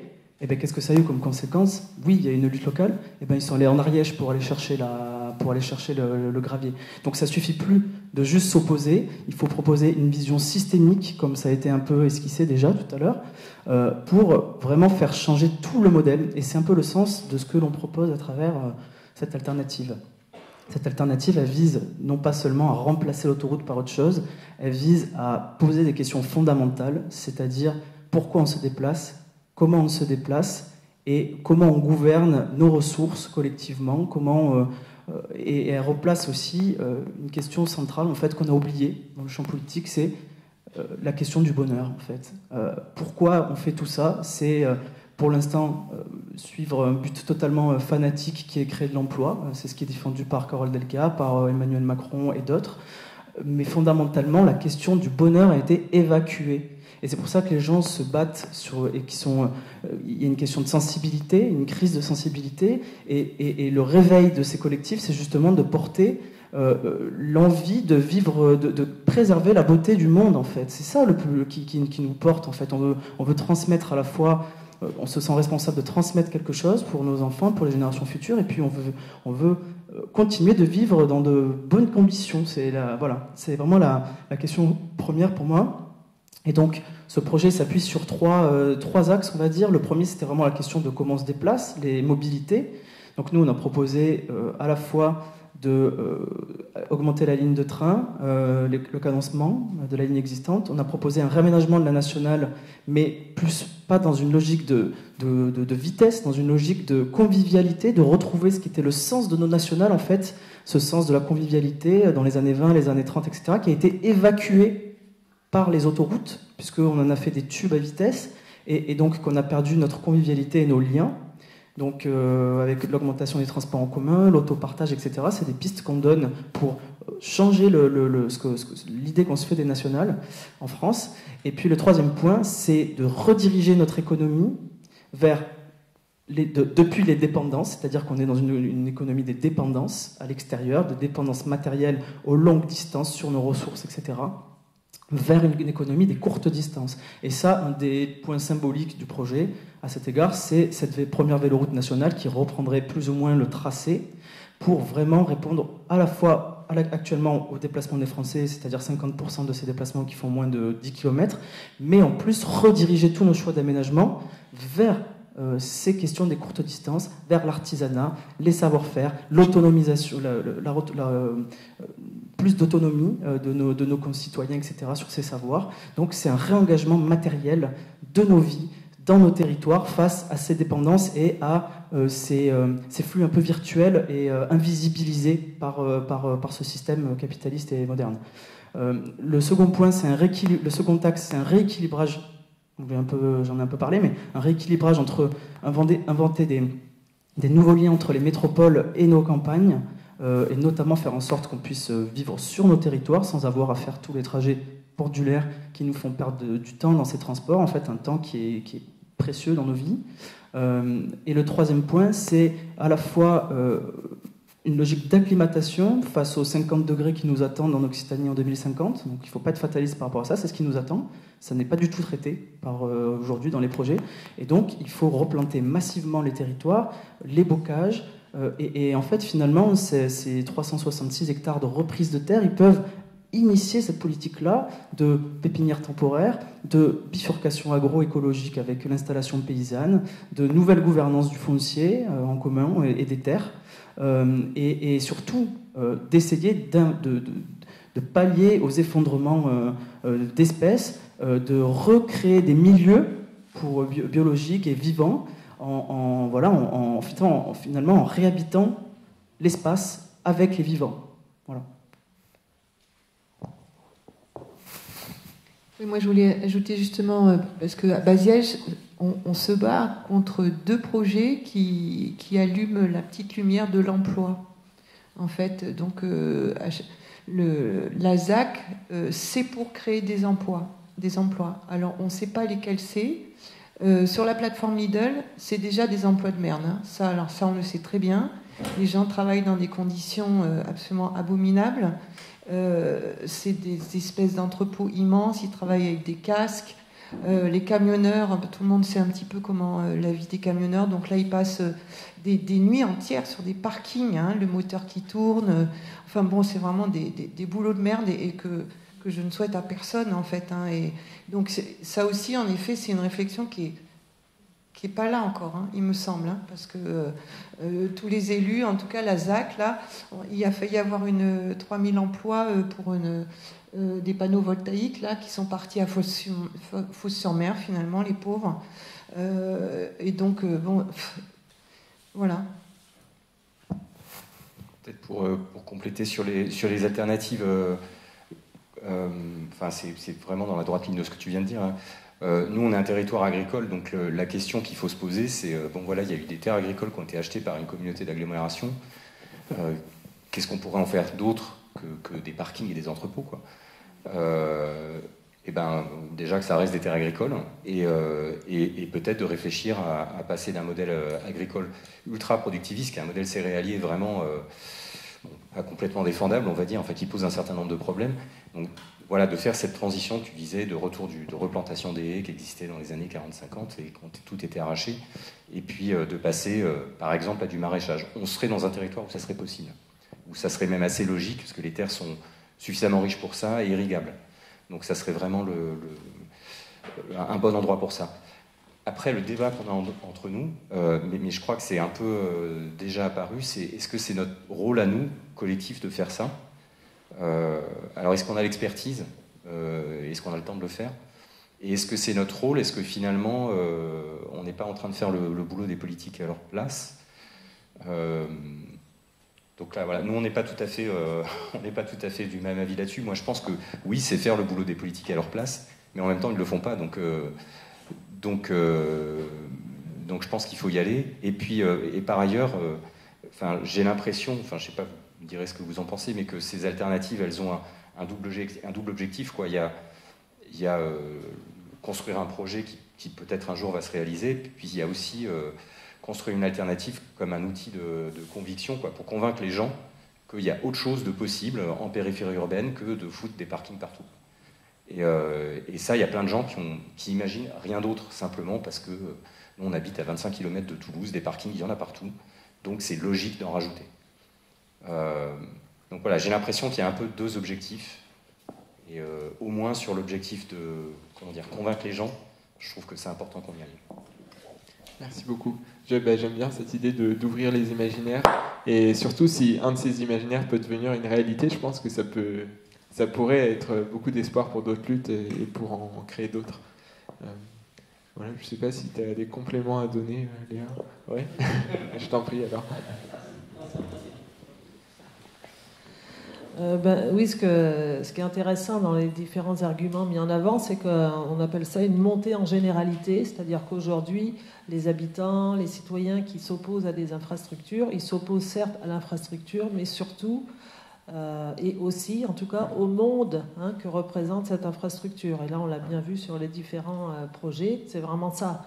On questionne les gravières, mais on ne questionne pas simplement le fait qu'on a gratté jusqu'à la nappe, mais des graviers, pourquoi ? Pour alimenter quoi ? Pour aller où ? Est-ce qu'on doit... Voilà, et tu faisais le lien avec les autres projets. De même, l'autoroute, pourquoi ? Pour gagner 20 minutes. pourquoi faire? Est-ce qu'aujourd'hui c'est encore la priorité dans notre société de gagner, d'aller plus vite? Est-ce que la vitesse doit être un objectif de nos sociétés? Voilà, ça pose vraiment des questions de fond. Donc, selon des acteurs, oui, c'est toujours le cas. La vitesse est toujours, dans les analyses coût-bénéfice, la vitesse est systématiquement mise en avant. Et de même, vous aussi, vous questionnez. Voilà, donc il y a vraiment cette opposition sur le projet et sur le monde que représente le projet pour le territoire de demain. Donc c'est pour ça que je parlais tout à l'heure de crise de l'intérêt général, et avec des lignes de fracture vraiment qui sont à ce jour irréconciliables, parce qu'il n'y a pas d'espace de dialogue où ces discussions peuvent vraiment avoir lieu. On le voit, c'est des rapports de force où la vision du monde, c'est vision du monde contre vision du monde. Et une première ligne de fracture, vous l'avez mis en avant, c'est la croissance, l'emploi, l'attractivité, la compétitivité territoriale d'un côté. Donc ça, c'est le désenclavement pour la croissance. Donc ça, c'est des arguments qu'on entend beaucoup. Et en face, on est plutôt sur aller vers une autonomie, c'est ce que vous disiez aussi, un développement endogène, passer de la dépendance à l'indépendance, essayer plutôt d'être des territoires autonomes en eau, en énergie. Voilà, c'est vraiment un peu projet contre projet. De même, sur cette idée de croissance, sur certaines infrastructures, c'est la notion aussi de satiété. Est-ce qu'on ne serait pas arrivé sur certains types d'infrastructures une satiété de routes, de centres commerciaux, etc., en disant on en a quand même assez, en tout cas dans notre pays, il y a sur certaines infrastructures, voilà, il y en a assez. Donc ça, c'est vrai que c'est pas un discours qui est très mobilisateur du côté politique. De même, une autre ligne de fracture, on l'a vu aussi, c'est sur mondialisation d'un côté, compétitivité territoriale contre relocalisation, développement endogène, qualité de vie. Qu'est-ce qu'on entend par qualité de vie? Des débats là-dessus, progrès. Est-ce que ce ne serait pas finalement ça le progrès, de gagner en qualité de vie? Et une autre ligne de fracture, c'est sur la notion de compensation, qui est beaucoup aussi utilisée par les porteurs de projets. Donc on fait des compensations environnementales. C'est une notion qui est très critiquée au sein du monde scientifique. Et par rapport à ça, il faut conserver finalement, l'argument opposé, c'est il faut conserver ce qui est encore un petit peu de sauvage, de naturel. Ça ne peut pas être compensé. Donc c'est compensation contre conservation. Donc voilà, on assiste vraiment à ces réflexions de fond, encore une fois, et souvent, c'est les collectifs, ce qui est intéressant dans leur vitalité, quand ils peuvent faire des contre-projets, c'est super intéressant. Ils font aussi souvent des propositions en termes démocratiques. Ils vont faire des propositions sur quel mode de décision il faudrait changer au niveau communal, au niveau de l'Ecomcom. Il y a aussi des propositions de gouvernance, de démocratie participative, et avec des propositions, par exemple, de créer des médiations. Pour l'instant, il n'y a pas d'institut de médiation entre différents types d'acteurs, ce qui conduit à des rapports de force et parfois de la violence symbolique et physique. Il y a des tentatives, par exemple, sur des territoires, de faire des concertations hors projet, c'est-à-dire dès qu'on fait une concertation autour d'un projet, déjà, on est dans une certaine dynamique, quoi. Donc il y a des territoires qui font des concertations hors projet, vraiment sans tension, pour vraiment en amont, pour voir quelle est la priorité pour les habitants, sur quoi ils ont envie de s'investir, quels sont leurs manques, quels sont leurs besoins. Ça, c'est pas fait systématiquement du tout. Et ça, ce serait peut-être une piste aussi pour initier des choses, quoi. Et en tout cas, la diversité de ces collectifs font qu'ils lancent plein d'idées. Et en tout cas, moi, j'enlèverais le A de aménagement pour aller vers un ménagement des territoires. Je pense qu'il est temps. Merci beaucoup. On va faire un dernier tour de table assez rapide. C'était juste une dernière question qu'on pensait qui était intéressante de poser. C'est plus d'un point de vue de nous, Toulousains, Toulousaines, qui ne sommes pas directement dans ces communes ou à l'extrémité de ces projets.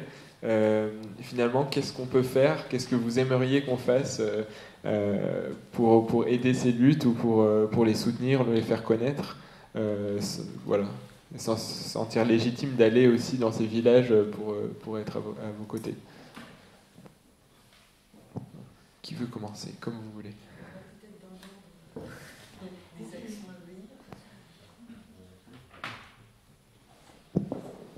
Et assez brièvement, s'il vous plaît, comme ça on laisse la place pour les questions.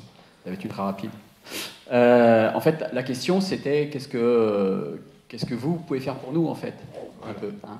Et nous en fait on a réfléchi un petit peu dans la réunion et on s'est dit que pour notre argumentaire, comme je vous l'ai dit tout à l'heure, en fait on se base sur des analyses qui datent déjà un peu et du coup on aimerait bien savoir s'il est possible de relancer des phases d'analyse physico-chimique en fait, à la fois sur le débit, la modification du débit de la nappe, puisque en fait la nappe ariégeoise elle arrive des Pyrénées, hein, et elle finit ici à Toulouse en fait via les différentes rivières et le fleuve la Garonne, et du coup regarder un peu l'impact des gravières en fait sur le débit, sur la modification de débit, parce que maintenant qui tape jusqu'au socle de la nappe en fait et qui rebouche ensuite après avec des déchets dits inertes du BTP, en fait ils arrêtent l'écoulement de la nappe, ou en tout cas ils le dérivent, parce qu'on n'arrête jamais l'eau quand elle coule, mais en tout cas ils dérivent, donc ça ce serait bien à étudier. Et puis une étude aussi sur la toxicité ou pas, mais nous on pense qu'elle est toxique en fait de ces déchets, et voir ce qu'on trouve dans l'eau en amont et ce qu'on trouve dans l'eau en aval, pour voir effectivement, pour pouvoir réellement catégoriser la toxicité de l'enfouissement des déchets. Et puis peut-être aussi nous aider sur une étude sociologique des habitants aux alentours des carrières et dans les villages environnants, parce que oui, on a nous aussi remarqué qu'on avait un peu de mal à mobiliser, comme si finalement c'était la fatalité et qu'on n'y pouvait rien. Voilà. Et voilà, sur les alternatives, sinon, toutes ces terres agricoles, on pourrait faire plein de choses avec. Hein. Je vous assure qu'il y a plein de... Et on pourrait faire plein d'emplois aussi. Pour l'autoroute, en fait, organiser ce genre de réunion, c'est vachement important parce que ça permet de sensibiliser tout le monde et de démonter les mensonges. Ça, c'est vraiment un super truc. Après, moi, je vous dirais, emparez-vous de la lutte, quoi, en fait. Cette lutte contre l'autoroute, elle ne nous appartient pas, elle n'appartient pas au collectif, elle appartient à tout le monde. Elle concerne tout le monde, comme ça a été dit, ça va au-delà d'une autoroute, en fait. Hein. C'est au niveau de l'aménagement du territoire, au niveau du bien commun. Il faut s'emparer de ça, parce que si on fait tomber cette autoroute, nous on est persuadés que ça peut faire un effet domino sur les autres projets routiers autoroutiers. Nous on fait partie de la déroute des routes aussi. Hein. Il y a Sébastien aussi qui s'occupe de l'axe vert de la Ramée, donc il y a quand même une cohésion là-dedans, et on est persuadé que si ce projet tombe, il est tellement emblématique, si on le fait tomber, ça peut avoir un effet domino, et ensuite on sera libre aussi pour venir vous aider sur d'autres trucs, quoi. Donc ça peut être intéressant, quoi. Et la dernière chose, évidemment, ce week-end, n'oubliez pas, Ramdam sur Macadam, à partir de vendredi soir ou samedi, si vous voulez pas rester dormir, n'ayez pas peur, venez. Il y aura de la place pour tout le monde. Enfin, n'ayez pas peur, n'écoutez pas les messages de peur que balance l'État actuellement sur les médias. Il y aura de la place pour tout le monde. Il y aura des gens déterminés, il y aura des gens aussi qui pourront faire une manif et une occupation de terrain dans l'esprit le plus joyeux et pacifique possible. Donc voilà, venez ce week-end. J'ajoute juste que pour le projet alternatif, on a lancé quelque chose d'un peu nouveau à Toulouse, c'est cette campagne qu'on fait pour faire connaître ce projet. On a 100 000 tracts sur le tracé, 200 bénévoles, 60 à Toulouse, un QG qui est la base Toulouse, qui est un super lieu de militantisme. Et donc, en fait, on fait vivre un peu...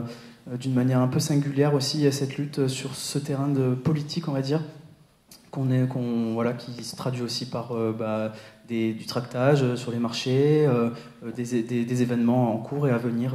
Il faut juste suivre un petit peu et vous serez informés.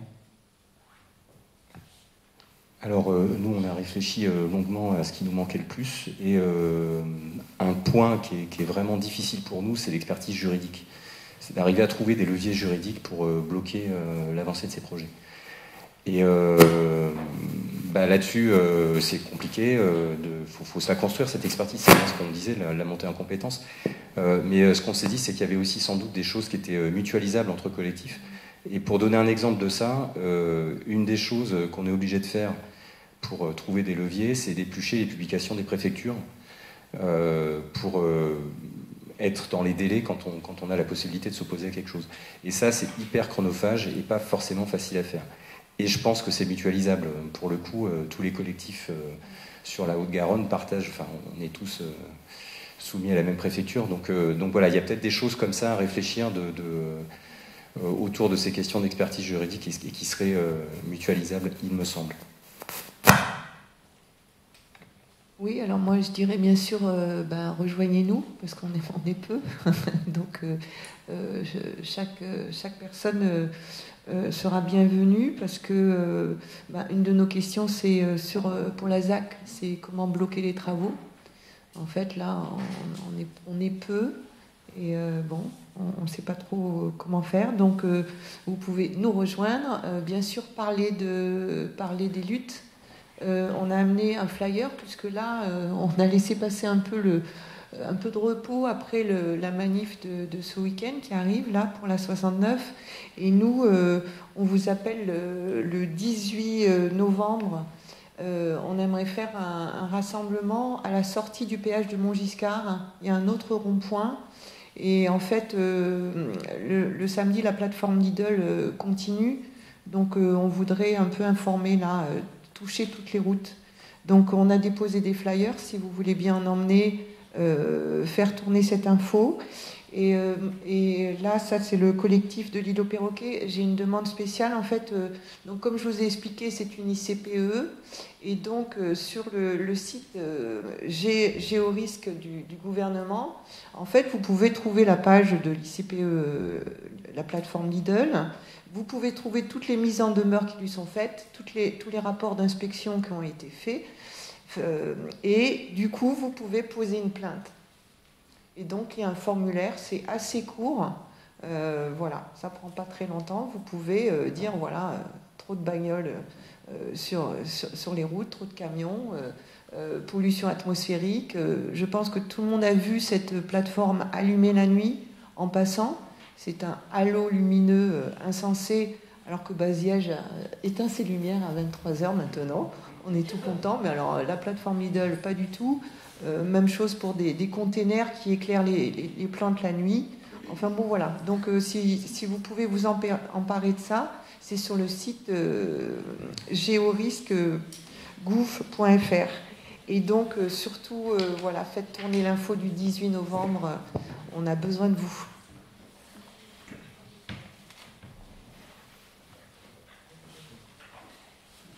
Alors moi, je ne vais pas appeler à un soutien, quoique, mais je peux dire en tant que scientifique ce qu'on essaye aussi de faire. Alors c'est vrai que moi, c'est mon objet de recherche depuis quelques années, mais voilà, c'est pas toujours évident finalement quelle posture nous on doit avoir face à des conflits de fond de société. Alors, on peut vite être taxé de chercheurs militants, où on sort de notre neutralité, donc on n'est plus crédible, etc. Donc c'est pas toujours une posture qui est facile, et bon, j'ai pas encore toutes les réponses à ça, mais en tout cas, voilà, on est pas. Alors au sein de la Técopole, donc qui est l'atelier d'écologie politique, on a fait une tribune pour soutenir la 69, etc. Donc, voilà. Contre, pardon. Voilà, je fatigue. Non, soutenir la loi est libre. Et sur le projet de Gravière, on réfléchit avec d'autres chercheurs. Donc on a un projet là qui s'appelle Napalair, qui devrait démarrer en recherche participative, justement entre des chercheurs de différentes disciplines et les collectifs, Aprova, etc. Donc, voilà, on a une réunion bientôt. Donc, j'essaye aussi d'amener les étudiants sur les cas d'études. Peut-être on travaillera ensemble aussi. Voilà, donc, j'essaye de créer des liens entre l'université, les collectifs, tout en réfléchissant à la posture du scientifique face à des conflits de société. Mais enfin, pour moi, voilà, aujourd'hui, face à l'urgence climatique, ça c'est ma posture personnelle, et des scientifiques qui se cachent finalement derrière une pseudo-neutralité, pour moi, c'est eux qui sont plutôt militants, disons, dans le mauvais sens, en ne s'engageant pas pour des projets qui scientifiquement ont des impacts environnementaux titanesques, quoi. Ça, c'est un point de vue personnel. Merci. Super, merci beaucoup pour toutes ces super propositions. Il y a beaucoup de flyers à la sortie là, donc n'hésitez pas à les prendre comme ça a été suggéré. On va tout de suite enchaîner avec des questions de la salle, une petite demi-heure. Donc je vais passer avec un micro, si je peux vous en prendre un qui est mobile. Ouais. Et du coup, on va peut-être prendre 3 questions à la suite et je vous laisserai y répondre selon que vous jugez si vous voulez y répondre ou pas.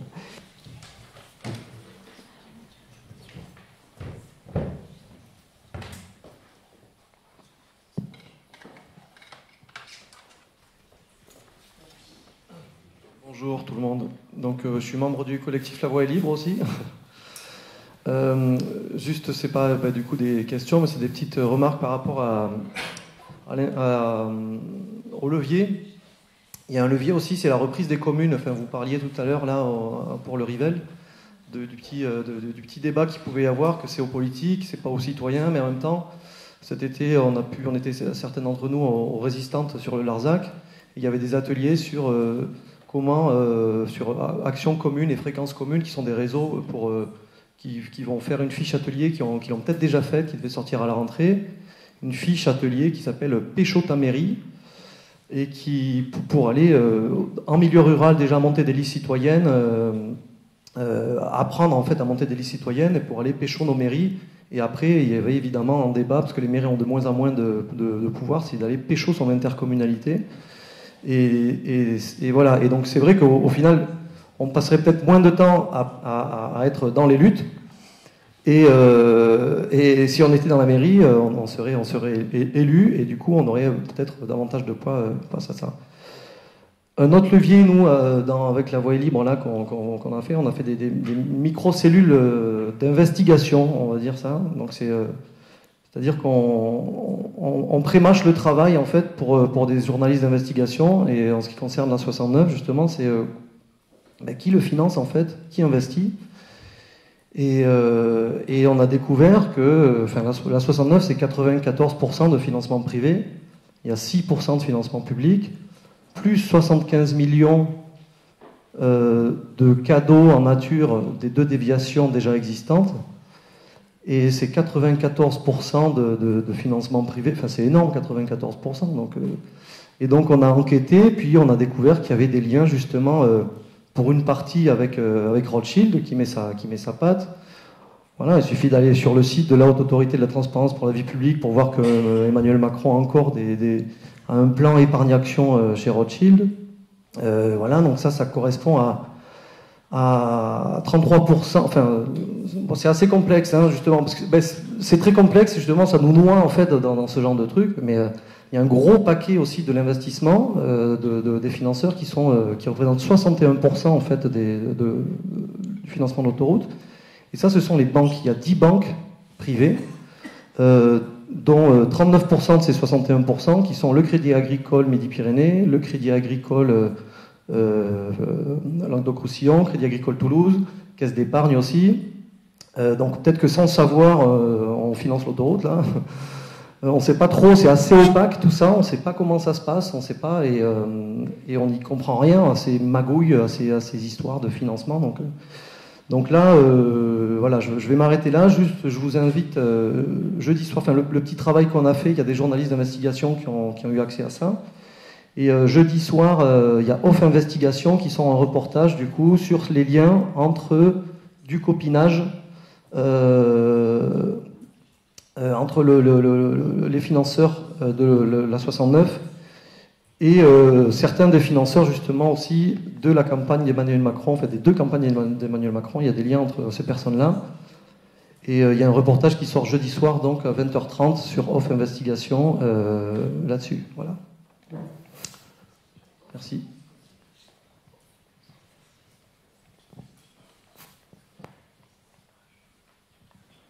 Est-ce qu'il y a des réactions ou alors on passe la parole? S'il y a d'autres questions.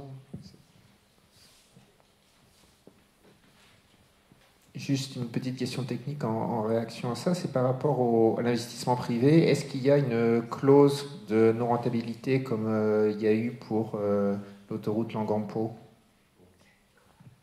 Non, il n'y a pas de pénalité. L'État ne va pas compenser d'éventuelles pertes si jamais le trafic n'est pas au rendez-vous. Donc ça, c'est des questions qu'on a posées plusieurs fois en débat public en présence du concessionnaire et de la préfecture pour que les deux soient présents.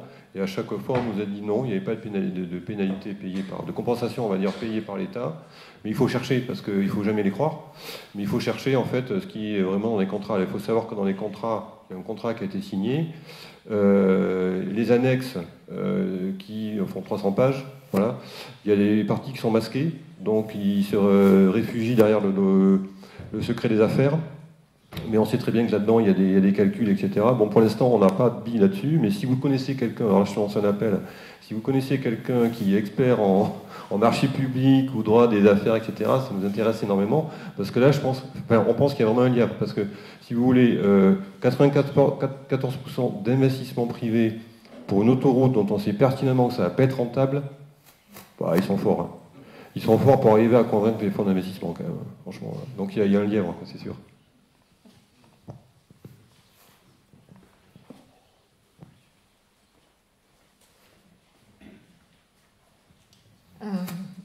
Je voulais me demander si il y a un levier d'action qui était classique dans les dans 30 ans en arrière, qui était le boycott. Ce levier, il n'a jamais été déployé. Je pense en particulier à la lutte contre la 69. Il y a un gros industriel derrière, c'est Pierre Fabre. Est-ce qu'on n'a jamais envisagé de faire du boycott contre Pierre Fabre? Et puis là, avec ce que dit Alban, on pourrait aussi boycotter les banques. Hein, enfin, voilà. Est-ce que ça, c'est balayé parce que ça ne marche pas? Alors, on l'a envisagé pour Pierre Fabre, mais c'est très compliqué parce que c'est quand même une entreprise mondialisée. Donc c'est un peu délicat. Par contre, ce qu'on a fait, c'est qu'on a fait de la publicité, par exemple, à la société qui abattait les arbres, la SMDA, et on a bombardé son site internet de commentaires vraiment, disons qu'ils étaient écolos et on dénonçait un peu ce qu'ils faisaient. Ils n'ont pas du tout aimé parce que ça leur donnait une image vraiment pourrie, en fait, à tel point qu'ils se sont retournés contre nous et bon, on a arrêté, mais on va continuer, en fait. Parce que c'est des choses qu'ils n'aiment pas du tout, en fait, ça. Mais le boycott en tant que tel de Pierre Fabre, c'est très compliqué. Tu peux... alors, ça a été quand même... On a eu des propositions assez intéressantes, donc je ne peux pas vous parler là, mais qui sont vraiment hyper impactantes. Mais le problème, c'est qu'ils sont tellement partout que ça va toucher une ville, mais on ne pourra pas toucher d'autres, quoi. C'est vraiment ça. Par contre, ce qu'on essaie de faire, c'est... ce qu'on essaie de faire, c'est vraiment essayer de l'éliminer de l'intérieur, quoi. C'est-à-dire qu'on sait pertinemment qu'il y a des employés de NGE, il y a des employés de Pierre Fabre qui ne sont pas du tout d'accord. Et donc là, on essaie de les motiver pour devenir lanceurs d'alerte, en fait. C'est ça qu'il faut qu'on fasse, quoi. Mais les boycotter, c'est très difficile, en fait, parce que c'est leur image qu'il faut attaquer, en fait. C'est pas boycott, c'est très compliqué. Enfin, moi, je pense que c'est très compliqué, quoi.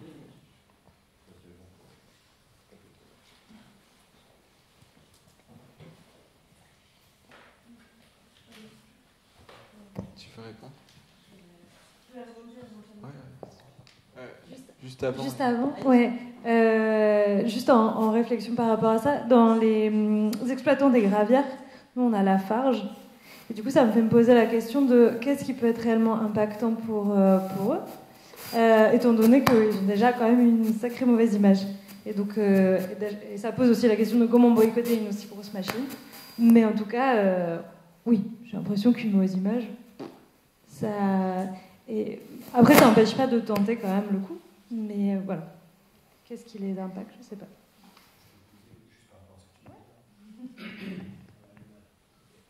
Non, c'est une interrogation. Est-ce qu'on peut envisager la même chose? Tu vois ce que tu viens de dire, la campagne là sur le web, mais pour des acteurs publics, tu vois, la région ou un comité d'agglomération, est-ce que ça aurait une certaine efficacité?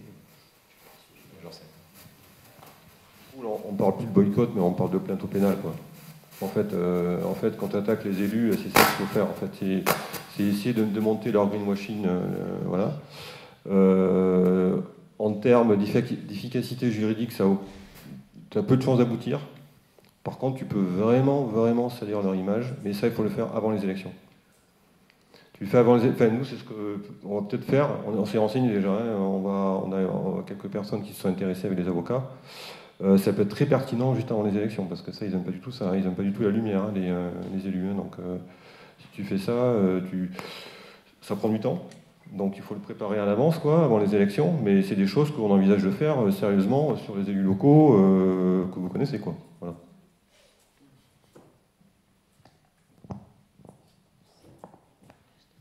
Oui, merci à tous pour vos exposés. Je fais partie de la ZAC du Rivel et de l'île au Perroquet. Merci à mes camarades d'avoir porté notre lutte. Juste, je réagissais un petit peu sur le boycott, mais pas que, parce que je crois que ce qui a été dit beaucoup, c'était du questionnement comment toucher les gens. Alors, localement, d'une façon qui leur faire prendre conscience des choses.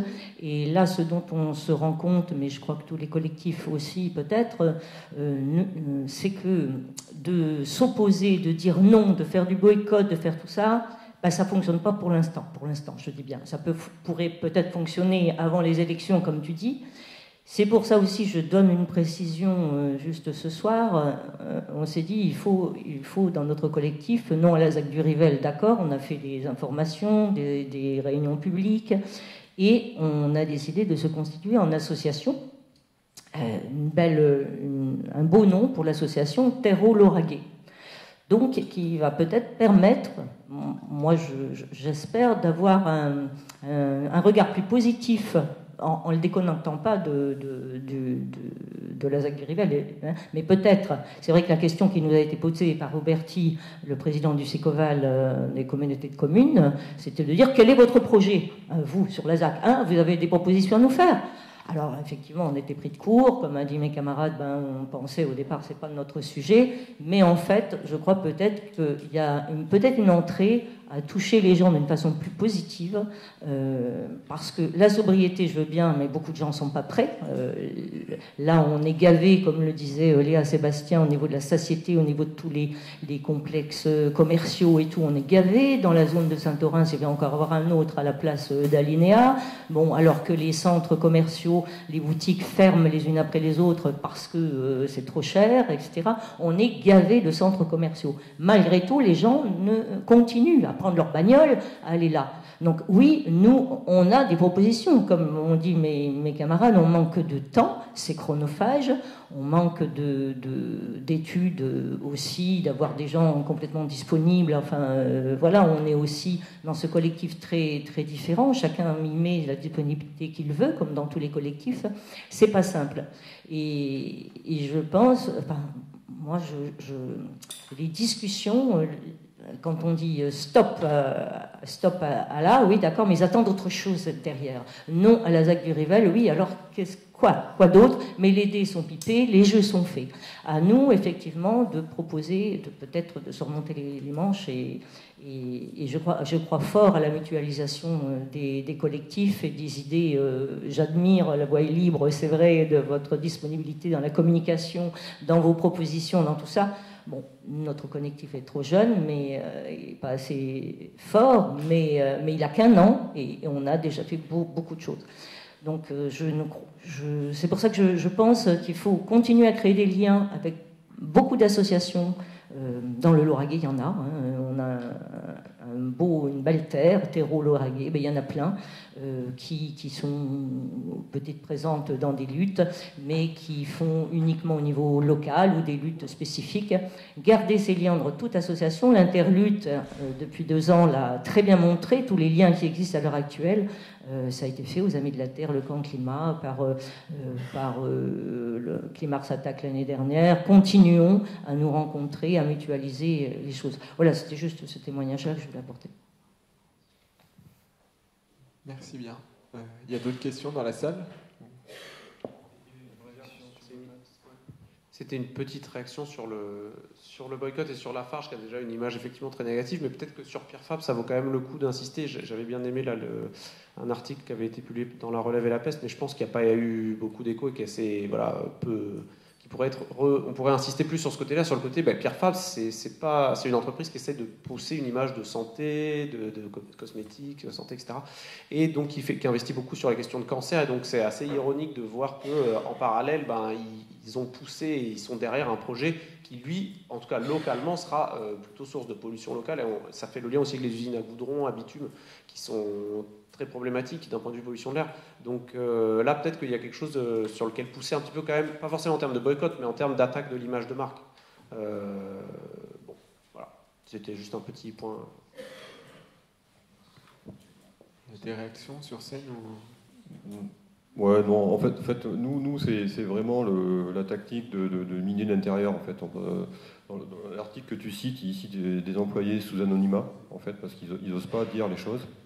Et en fait, c'est arrivé à les convaincre de prendre position, parce qu'on sait que dans le conseil d'administration de Pierre Fabre, il y a des gens qui sont contre l'autoroute, en fait. Et ils sont muselés, en fait. Ils reçoivent des consignes dans leur boîte aux lettres, quand même. Ça va jusqu'au là, quand même, la pression. Donc c'est quand même gratiné, quoi. Hein. Donc si on arrive à déboulonner ça, on a fait une grosse partie du travail, quoi. Parce que ce projet-là, il tient essentiellement à Pierre Fabre. C'est l'autoroute Pierre Fabre, quand même.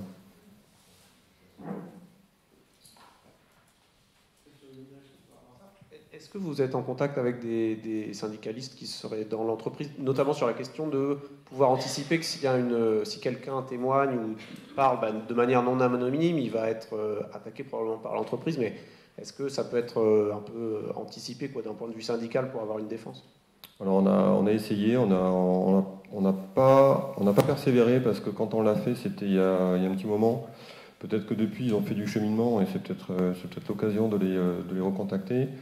Mais effectivement, au niveau syndicat, on est soutenu par Solidaire, par la CGT Cheminots, mais c'est pas suffisant. Je pense que je suis d'accord avec toi, parce que je pense qu'il y a un côté justice sociale dans ce projet-là qu'on n'a pas assez creusé, et localement, et surtout localement. Et nous, notre rêve, ce serait d'arriver à mobiliser les syndicats et les transports routiers, quoi.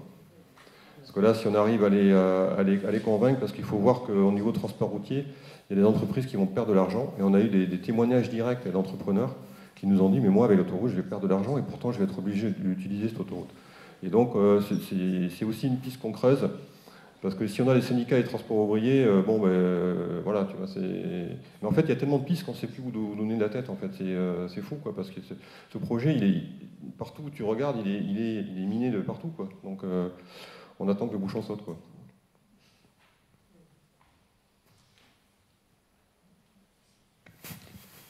Oui, donc je suis engagé sur une lutte locale à Toulouse contre la bétonisation d'un îlot de fraîcheur, mais je suis aussi engagé à la Ligue des droits de l'homme. Et là, on a engagé un travail qui débute, qui est initié sur la question écologie, droit et démocratie, donc avec deux groupes. Un qui va plutôt travailler sur documenter aujourd'hui comment la répression se décline contre les luttes écologiques, et un deuxième groupe dans lequel je suis impliqué sur la question du déni démocratique. Et on voit là, sur les argumentaires sur l'A69, là, qui est fortement relayé par les médias, c'est aujourd'hui, il faut que la démocratie, elle se mette en œuvre.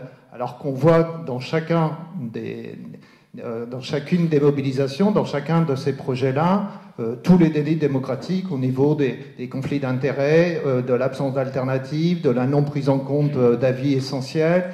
À chaque fois, on repère et on découvre avec stupéfaction dessus. Nous, dans notre quartier, les gens, quand ils voient comment ça fonctionne la démocratie, c'était des gens qui découvrent tout à coup comment fonctionne la démocratie telle que les élus la mettent en avant.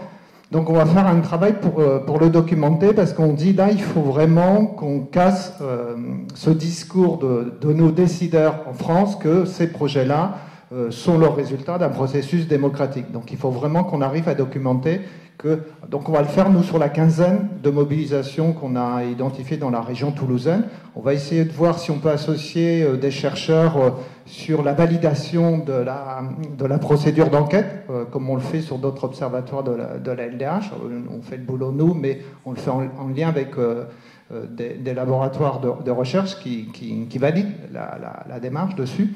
Donc ça, je pense qu'il y a vraiment une bagarre à mener, qu'aujourd'hui, tous ces projets-là sont tout sauf le résultat d'un processus de démocratie. Le deuxième point, c'est la force qu'ils ont des relais médiatiques. Si on prend l'exemple de la dépêche sur les élus, d'abord c'était 900 maires, puis tout à coup, bon, quand même, ils s'aperçoivent qu'il faut qu'ils rectifient et qu'ils corrigent là-dessus. N'empêche qu'on passe vachement de temps aujourd'hui à corriger ce qu'est les informations dans les médias. Et on a très peu, nous, de médias indépendants. Sur les luttes écologiques, on a Reporter, mais par rapport à sa force de frappe et la force de frappe des autres médias, là, il y a certainement à voir, à la fois au niveau régional et puis au niveau national, comment on se dote, nous, les mouvements citoyens, d'une presse indépendante, puissante, et beaucoup plus puissante qu'actuellement qu'on a avec Mediapart, Reporter, Basta, etc. Ce qui, aujourd'hui, ne permettent pas d'avoir un impact dans la société suffisant. C'est-à-dire, ça a un impact d'information dans les réseaux militants, mais il nous faut passer à une autre échelle si on veut vraiment gagner la bataille aujourd'hui sur les alternatives, sur les enjeux, etc. Et là, les autres sont financés par des groupes financiers. Si on veut avoir une presse indépendante, il faut certainement qu'on réfléchisse à toutes celles d'entre nous qui peuvent contribuer de façon beaucoup plus conséquente à financer une presse indépendante aujourd'hui en France.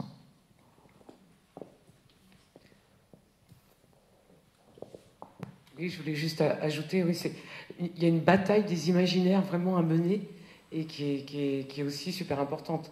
On a du mal, enfin on est engagé dans les luttes, donc c'est compliqué de tout faire à la fois. Mais c'est vrai que là, je verrais bien des artistes, des forces comme ça qui viendraient à la rescousse pour donner à voir, comme le projet Une autre voix, je sais pas, sous forme de dessin animé ou de, je sais pas, un truc où on le verrait exister déjà. Et ça donnerait vraiment potentiellement envie aux gens de s'impliquer. Enfin, j'espère. Merci. On peut peut-être prendre une dernière question, ou s'il y en a. Ouais. Bonjour, ça fait le lien un petit peu avec cette remarque sur les imaginaires. Une question aussi pour la Voix est libre par rapport à ce petit flyer que vous avez fait, qui présente le projet d'autoroute et le projet alternatif, que je trouve très intéressant, puisqu'il résume en une image et quelques mots un peu tous les enjeux qui se jouent là. Et il me semble avoir entendu dire que vous aviez fait ce travail avec un paysagiste ou un urbaniste, peut-être ? C'est moi, du coup. D'accord, enchantée. Et voilà, je voulais en savoir un petit peu plus sur ce processus, comment ça s'est fait, ce travail-là. Bon, je travaille aussi sur l'intérêt des démarches paysagères pour la transition écologique, et ça, je trouve que c'en est un très bon exemple. Et je voulais savoir aussi, par rapport au lien avec les autres personnes du collectif, comment ça s'est passé.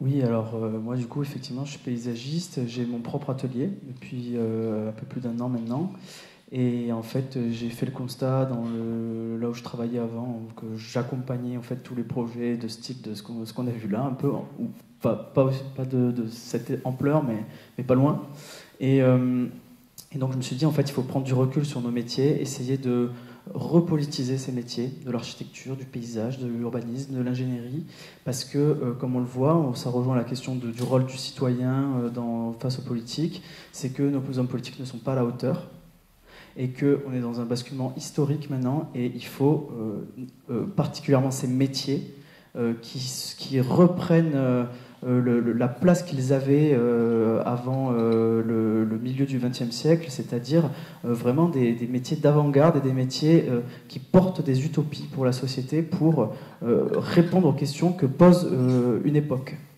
Et on voit bien que jusqu'à présent, nos métiers, là, depuis 50 ans, ils sont suivistes. Ils sont suivistes des politiques d'aménagement, ils sont suivistes des injonctions des promoteurs, et donc des intérêts privés, et ça c'est vraiment le point central de pourquoi je fais ce métier maintenant et pourquoi j'ai proposé à La Voix est libre que l'on travaille ensemble. Et par ailleurs, du coup, pour en dire un peu plus sur nos échanges, c'est qu'effectivement, je pense que moi, venant de la région, en fait, je savais qu'il y avait cette lutte, mais c'était un peu théorique pour moi, bon, et aussi parce que j'avais mon métier d'avant, donc je ne pouvais pas m'investir. Et en fait, le jour où il y a eu les déclarations d'utilité publique, les expropriations, etc., ce qui m'a énormément marqué en tant que paysagiste, c'est la matérialisation du tracé dans le paysage. Et ça a été un choc pour moi, parce que d'un coup, je voyais se déployer dans l'espace par la reprise du vivant, finalement, c'est assez poétique, les énergies vivantes qui faisaient cette prairie sur 55 km, j'ai vu se déployer où allait se passer le carnage, en fait, hein, de nos coteaux. Et là, en fait, c'est devenu vraiment insupportable.